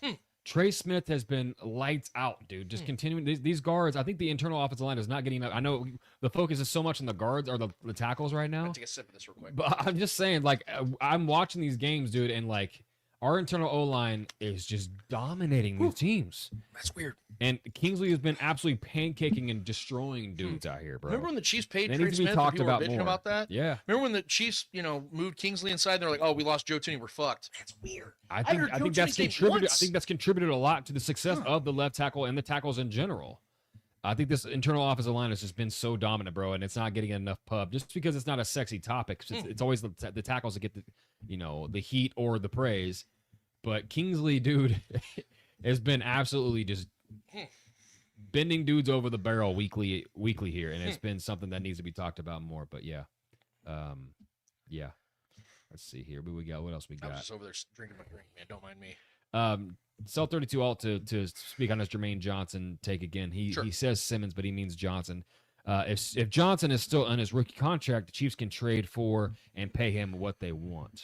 Yeah, let me look that up. I don't know. Yeah, I don't know enough about it. Let me look. I'm sorry, guys. I wasn't prepared for that one. I should have been. No, it's all right. I mean, like, we can just speculate. I mean, if he is, that is a target for sure. Yeah. So Jermaine Johnson has a 4-year deal, $13.1 million. Spot Rack takes forever to upload. I apologize, guys. Yeah. He signed it obviously in 2022 when he was drafted. It really just comes down to if the Jets would be willing to move off of him. I mean, there's no guarantee. I mean, he's going to be 27 at the end of the year or January. He'll be 27 in January. So that's right around the age range of when Brett Veach likes to, sign guys. And I would imagine if the Chiefs were to make this trade, because he has a club option in 2026 and then he's an unrestricted free agent in 2027. I would imagine if the Chiefs were to make a trade for Jermaine Johnson, that he would be a guy that the Chiefs give a long-term deal to, and that begs the question again. Is that something the Chiefs are going to want to do? Because I think ideally, and again, this is just me speaking from my point of view, knowing that the Chiefs have a lot of money tied up to both Chris Jones and George Karlaftis, and even Mike Dana to that extent, I have a hard time believing the Chiefs are going to be in the market of paying another defensive lineman. I think that what they're hoping for is that Omar Norman-Lott and Ashton Gillotte give them what they need to backfill with Omenihu and Dana and guys like that. And then they can keep it cheap there while they still are paying these guys. Because like I said, the money is it's gonna have to come from somewhere else. And again, if you guys are gonna be on the board of trading for Jermaine Johnson, the Chiefs will probably have to pay him a long-term deal. That again does what, Trevor? It takes the money from Trent McDuffie. My bad to John Harrison. He did post the actual specifics in the chat earlier. Okay. I missed it. Johnson's contract is a 4th-year rookie deal, about $2.5 million base. His exercise 5th-year option is 13.4 next year. Right. It's not so bad. but the Chiefs have to pay that automatically plus an extension. You know what I'm saying? Like, if they were to trade for Jermaine Johnson, I would have to imagine they're going to pay him an extension. Sure. Because he's a good player. He's a younger player. A good fit, too. Yeah, exactly. So, again, that's what I'm saying. Like, do the Chiefs want to pay Jermaine Johnson for the next 3 or 4 years when everyone's telling me they're going to pay Trent McDuffie? They're going to try to keep Leo Chenal and Brian Cook, maybe. Yeah. They're already paying Chris Jones. They're already paying George Karlaftis. They're already paying Mike Dana. They're already paying Nick Bolton. They're paying Christian Fulton. Where's that money coming from? That's the question you got to ask your guys. I understand that from a fit perspective, it makes sense. But you guys always have to remember the draft capital that you have to give up and the money that you're going to have to pay. Are those things going to check out? I don't think they check out for Jermaine Johnson right now, guys. Maybe I'll be wrong. I don't think that trade happens. I don't know. I need to call Brett after this game or after this show, and me and Veach will. Can you FaceTime real quick? Yeah, you know what? Let me. Let's just go. Yeah. Yo, Veach. Hey, get a Veach for the Kelsey. Yeah. Get a Veach. James C. Kirk. I didn't know a lot about Josh Simmons before the college player, but I saw some red flags with his nonchalant attitude after being selected. Did you guys get any vibes from him? I did. I'm not playing revisionist history there. Trevor and I have talked many, many times about this pick. I love the talent. The dude it's stupid how talented this dude is. So when the Chiefs got him, the excitement of just the talent alone and the potential was obviously there. Yeah. But we have heard about some things that obviously, listen, I'm not somebody that if I hear a rumor about somebody, I attach that to you naturally and I just built my bias towards you. I'm always going to let people show me who they are first. And then Trevor's honestly much better at this stuff than I am because I'm usually the dope that just lets anybody in my life and I just trust everybody. And then I get burned a lot of times, but that's a whole other story. The point is I let Josh Simmons come into our lives and show us who he is. And so far I've been nothing but impressed.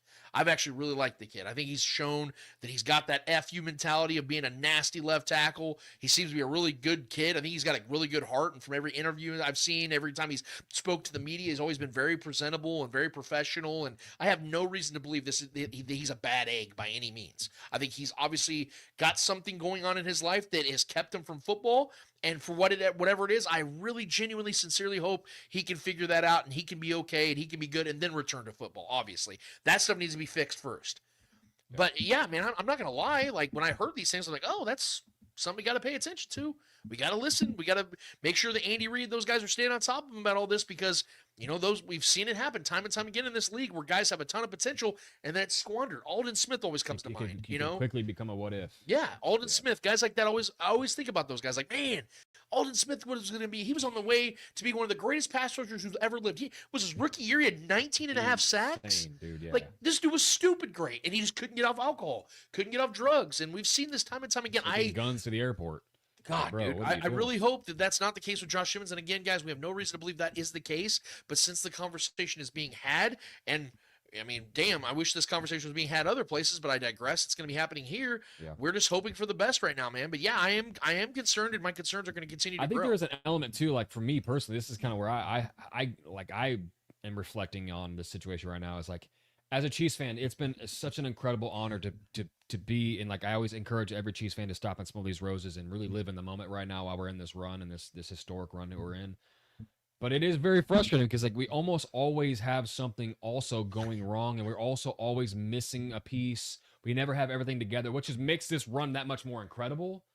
Because we've had different eras in this era already, with the Tyreek Hill era, without Tyreek Hill, going on the run after we traded an elite receiver, being better after we traded the elite receiver, and like, but it's like even like dealing with the Rasheed shit, Xavier going down immediately this season. Like now we're getting the receivers back, but now we're without our left tackle. It's like we can't have everything all together at once, and yet we're still exceeding and still looking great. But like, can we just have it all together for like a couple weeks? Nice. It is frustrating because, like I said, as great as we've been and as awesome as the experience has been in my lifetime as a Chiefs fan, me being able to experience this with my kids, that I didn't get to have this as a kid. So this has been incredible, just vibes alone in the city. But like, damn. Yeah. Can we just get it together for like a couple weeks? A month would be cool to have everybody in place. But you know, I mean, that's it's first world problems because we've had the success nonetheless. But yeah, it is frustrating, man. Like, and I hope he's well. I hope he's figuring his stuff out as a person, whatever is going on in his personal life. But like, man, I'd love to have that kid on the field now that we have Rasheed back. Everything's kind of clicking. But yeah, I digress. Yep. Bumpa BB, if you had to make a guess, do you think Simmons is back before or after the bye week? What's our bye week? Week 9? It's after the Commanders. Oh yeah, it's week, after 8. the Bills game. After the Bills game. Oh yeah, week 9. Yeah. So you have three more games, including the Raiders game, and then the bye week. Yeah. Man, you know what, dude? I'm gonna be. I have no idea. That's the problem. That's the whole issue that we have right now. We've been given nothing. We don't even know what is going on. I've never gone on this show and lied to you guys, man. I've never done it, and I've always given you guys my genuine opinion on everything. And I'm telling you right now, I genuinely have no idea what to expect. I could literally see that tomorrow we hear that Josh Simmons is flying back to Kansas City. Or I could hear in 2 weeks we still don't have a word on Josh Simmons and we don't know if he's ever coming back. Like that's where I'm at. Yeah. That's the frustration, is we have no freaking clue. We don't even know where he's at. Yeah. That's a problem, man. So like, yeah, dude, I wish I could give you some clarity on it. I wish I could tell you that I've heard good news. But guys, go watch that clip again of Andy Reid and Patrick Mahomes when they're asked about him initially on Monday. Do they give you any sense that they're hopeful? Well, yeah, Patrick Mahomes we're getting thoughts and prayers. Yes, like, bro, what? No joke. Like, I'm not even trying to laugh, but that's what I'm saying. Like, it's almost funny. Like how eerie that is. Yeah. Like it almost sounds like they're like wishing him well. And I'm not trying to speculate, guys, but like that's what like it's almost like the responsibility is falling on us to give you guys something that we have no idea about. That's what's unfair here, man, is we can't even chew on what is, because we don't know what to chew on. There's nothing there for us. And so it's just this frustrating circle that we're going through. So to answer your question is honestly, I don't have a fucking clue, man. Yeah. I don't have a fucking clue. Yeah. Sorry. I really wish I can give you guys more than that. I don't have a damn clue. And if I do, I promise I'll tell you guys, but I don't have a clue. On a lighter note, Julie Gulia, speak it. Before y'all go, Trev, that Patriots take, wow. Dude, I try to tell you guys, it's looking good, bro. They're going to lose more games than I predicted.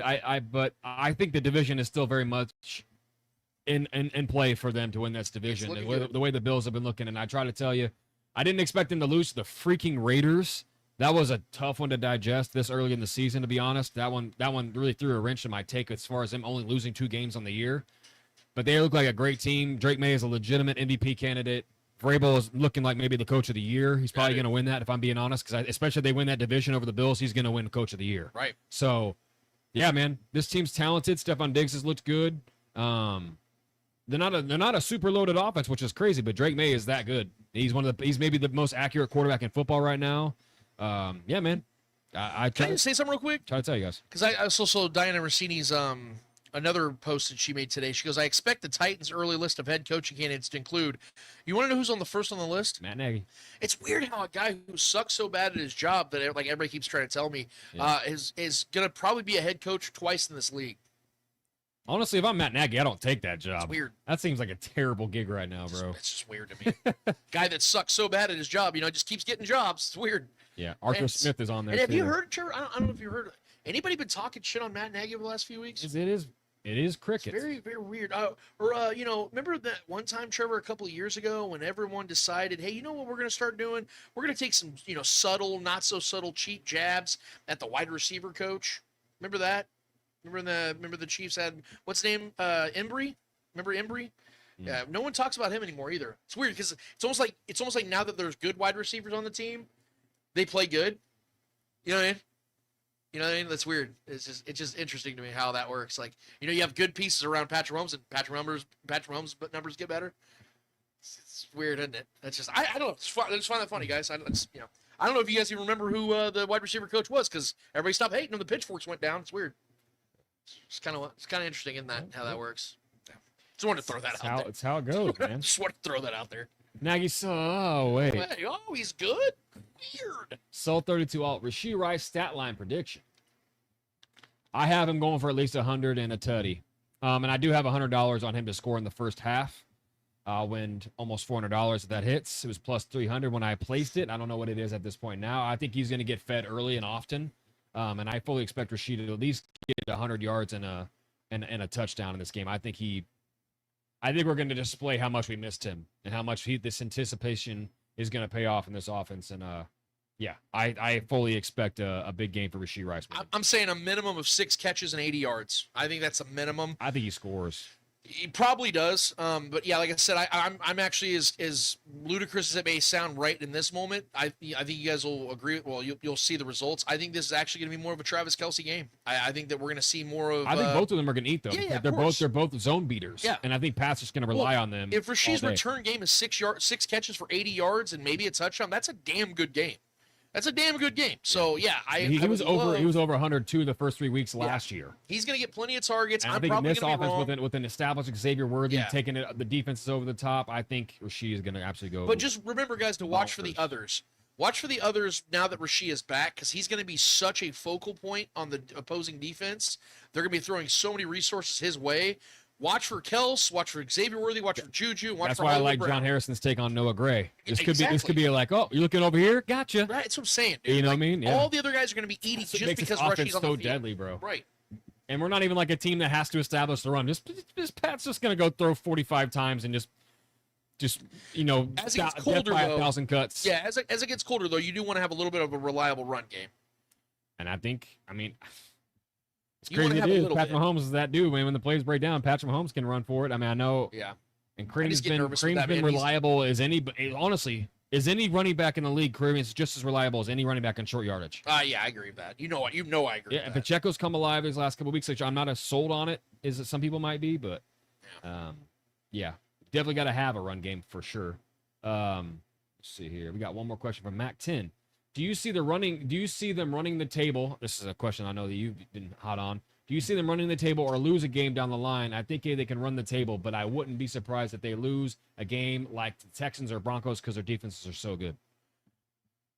It's funny you say that, man. I love how the chat sometimes gets stuff out of me that I've been trying to hold in and not talk about yet. Yeah. But I've already talked to you about it, Trevor. I don't think the Chiefs lose again this season.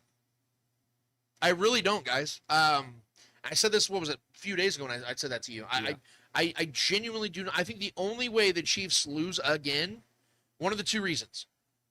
Injuries reemerge like they did last year, or the Chiefs already have the 1 seed locked up and they rest their starters in weeks 18. I'm not kidding when I say if you look at the rest of the schedule right now, there is not a team remaining on that schedule that scares me or even gives me any real pause. I think the Bills are the only team that the Bills always kind of get us in the regular season. I feel like this is not the same Bills. I know. Not even close. I know. I remember I said before the season. I still think the Bills are a good team that they can figure some things out. I don't.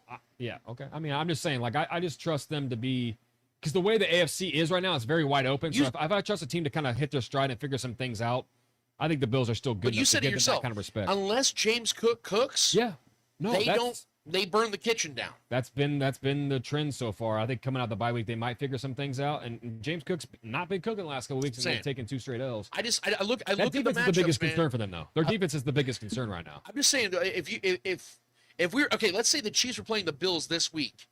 What do you think the line would be? Chiefs -3, 3.5 on the road. Yeah. You know what I mean? Because they haven't been impressive outside of that comeback win against the Ravens, who have been exposed since then as a terrible defense. Even when they were semi-healthy, they were getting carved up. Right. I'll give Josh Allen credit. That was an incredible game from him. Statistically, it was insane. So outside of that game, though, their defense is absolutely falling apart. Yeah, their opponents have won 3 games total this season. Yeah, I mean, Atlanta carved them up. And that's what's so funny, is Atlanta is one of those middling kind of teams, a good 9-win team, just a really solid team. They have good defensive players, good young defensive players, awesome skill position guys, and they destroyed them. Yeah, they only scored 3 points in the second half and never felt close. I said this when I watched the Atlanta game, and Julie Gouda says in the chats, the Bills are fraudulent. They're frauds right now, absolutely, especially with them coming in with the MVP of the league and them being the Super Bowl favorites to start the year off. That's fraudulent. Yep. They have not taken that reputation and carried on with it. They haven't. They've done everything backwards on that. John Harrison, honestly, the way the NFL has been this year, name a team that is truly scary. Honestly, outside of the Chiefs, there's not a world. I mean, when healthy, the Bucs are a pretty scary team because I think they can go toe to toe with anybody points wise. Fuck you in them, yeah. Right. So that is a scary team because Baker's just gonna gunsling it, but that's also a team that can fall victim to some massive turnovers, and we take care of the ball better than they would, in my opinion. So honestly, from the NFC, I still think the Packers are a really, really good team when they're clicking, and I trust the leadership. And then the Rams also. But Jordan, we still don't know what he is. The Rams are still. I know that they haven't looked as good as they should. Yeah. I just trust McVay and Stafford and those boys. Can I tell you a team in the NFC? Luka's hurt. He's out. I'm going to tell you a team in the NFC that I think we all need to be paying attention to that doesn't get nearly enough run that I think could get to the NFC Championship. The Seattle Seahawks. Yeah, man. Dude. That defense has been good, too. And Sam Darnold and JSN and those two running backs have been awesome. That, I think, with like you just made that point about how there's, like, no scary teams. This is that kind of season where you have those rando, like, would it shock you at all, Trevor, if this happened? It comes down to the quarterback for me. I know he's been good, but Man, he's been good. Okay, but here, hold on. The Vikings last year, and they fell flat. Hear me out. Worst time possible. Would it shock you, though, if it's like Chiefs and Colts AFC Championship, and then like either like the Rams or Bucks versus like the Seahawks and some random team? You know what I mean? Like, this is one of those weird years. Because remember in 2019, we had the Titans facing the Chiefs? Very random year. You know what I mean? You had like random teams here and there. Just every once in a while get to that place. They overachieve a little bit. This feels like one of those weird years, man. Remember that meme where they show like, there was like what was the quarterback number 7 for the Vikings? He's a backup forever. The miracle play with Stephon Diggs. Oh, Case Keenum. Thank you. Yeah. Remember they had that picture of like Case Keenum, Jared Goff, like a couple scrubs, and then Tom Brady, like right in the middle. The parody of this game, dude. You know what I mean? Like how random it might be, like a collection of just random dudes and like Patrick Mahomes. Yeah. You know what I mean? Like it could be one of those years. For sure. You know? I just trust. I think there's too much talent in the NFC, like with the Packers, even Detroit. I think once Detroit gets their defense a little healthy, I still expect them to be. They're such a well-ran team, well-coached team. I fully expect them to bounce back. Sure. I just think even like. The Niners falling apart. I mean, I think this season's kind of doomed for them. But if they start to get healthier, but losing Fred Warner was kind of the nail in the coffin for me.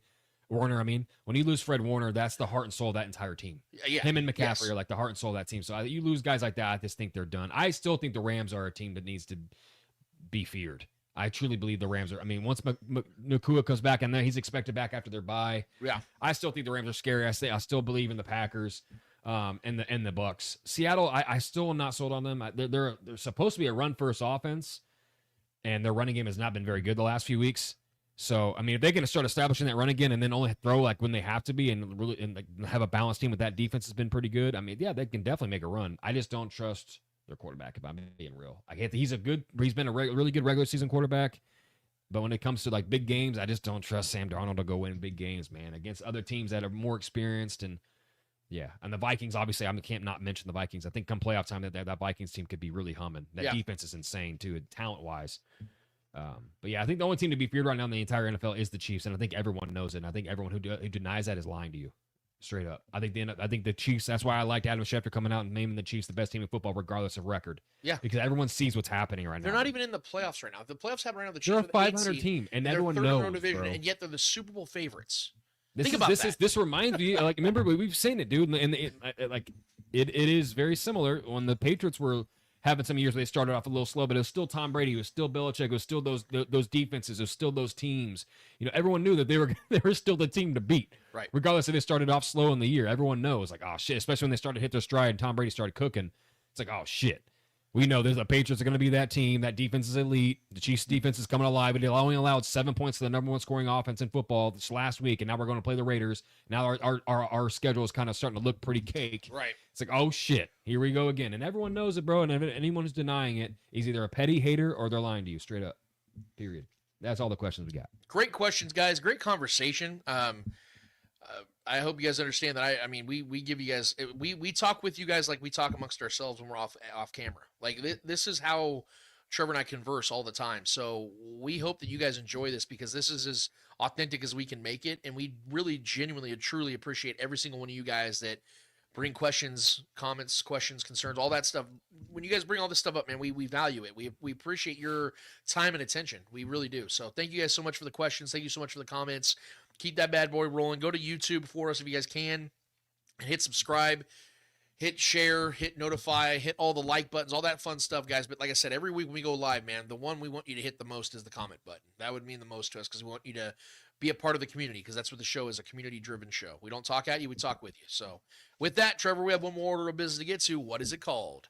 Hold this L. Each and every episode, we finish off every single episode with a series of L's in the world of sports. Whether those L's are friendly L's or not so friendly L's in the world of sports, we promise you who's ever holding those L's in the world of sports deserve those L's in the motherfucking world of sports. Trevor Toolwall, who's holding up for you this week?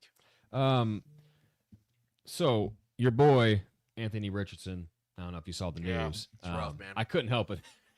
I'm sorry. Have at it. I'm not going to kick the man when he's down, but not even a starting or playing quarterback right now in the NFL happens to just land on the IR because of a rubber band, training band, elastic band mishap during a workout routine. Apparently, so I'm just going to read you this article. The Indianapolis Colts have placed quarterback Anthony Richardson on the injury reserve with the orbital fracture he suffered prior to Sunday's game against the Arizona Cardinals.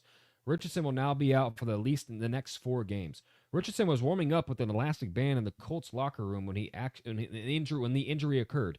Richardson attached the band to a pole, which snapped and hit him in the face with a lot of force. While Richardson experienced severe swelling, it's believed that his eyeball avoided any damage.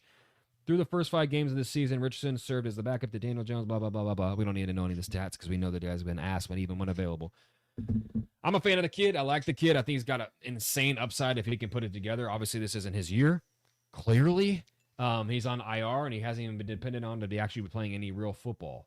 I mean, dude, the guy's career has just not gone the way that anybody really imagined. It's been bad. And it's not even for football reasons why he's being put on the IR. He had a self-injury by attaching an elastic band to a pole to warm up for a game he wasn't going to play in. It's just like, damn, dude. It's rough, dude. This is an L if I ever seen one. So, honestly, to be a fly on the wall in that room would be, Be the pole. Dude, just to see. I want to be the pole. Like, laugh at him as a hoot. No offense, like I know he fucked himself up, but like I ain't gonna lie, I want to see that footage. I want to see that footage, bro. I want to see how that happened. Like that's oh shit. That's some shit I would want to see. But anybody got that security footage, please leak it on X or something. We all for the people, for the culture, for the world star. Yeah. So I mean, for this guy to injure himself and go on IR because of an elastic band pole. I don't know if he was doing his best pole dancing routine but to warm up before a game. I don't know what was going on, but the man fractured his orbital bone, doing a elastic band pre-game warm-up. So for that, Anthony Richardson, sorry, fella, but you got to do me a favor and hold this L. So I don't really have to expand on this much. I'm just going to let it play, and that'll be it. Is Patrick Mahomes the 14th ranked quarterback? According to this year's statistics.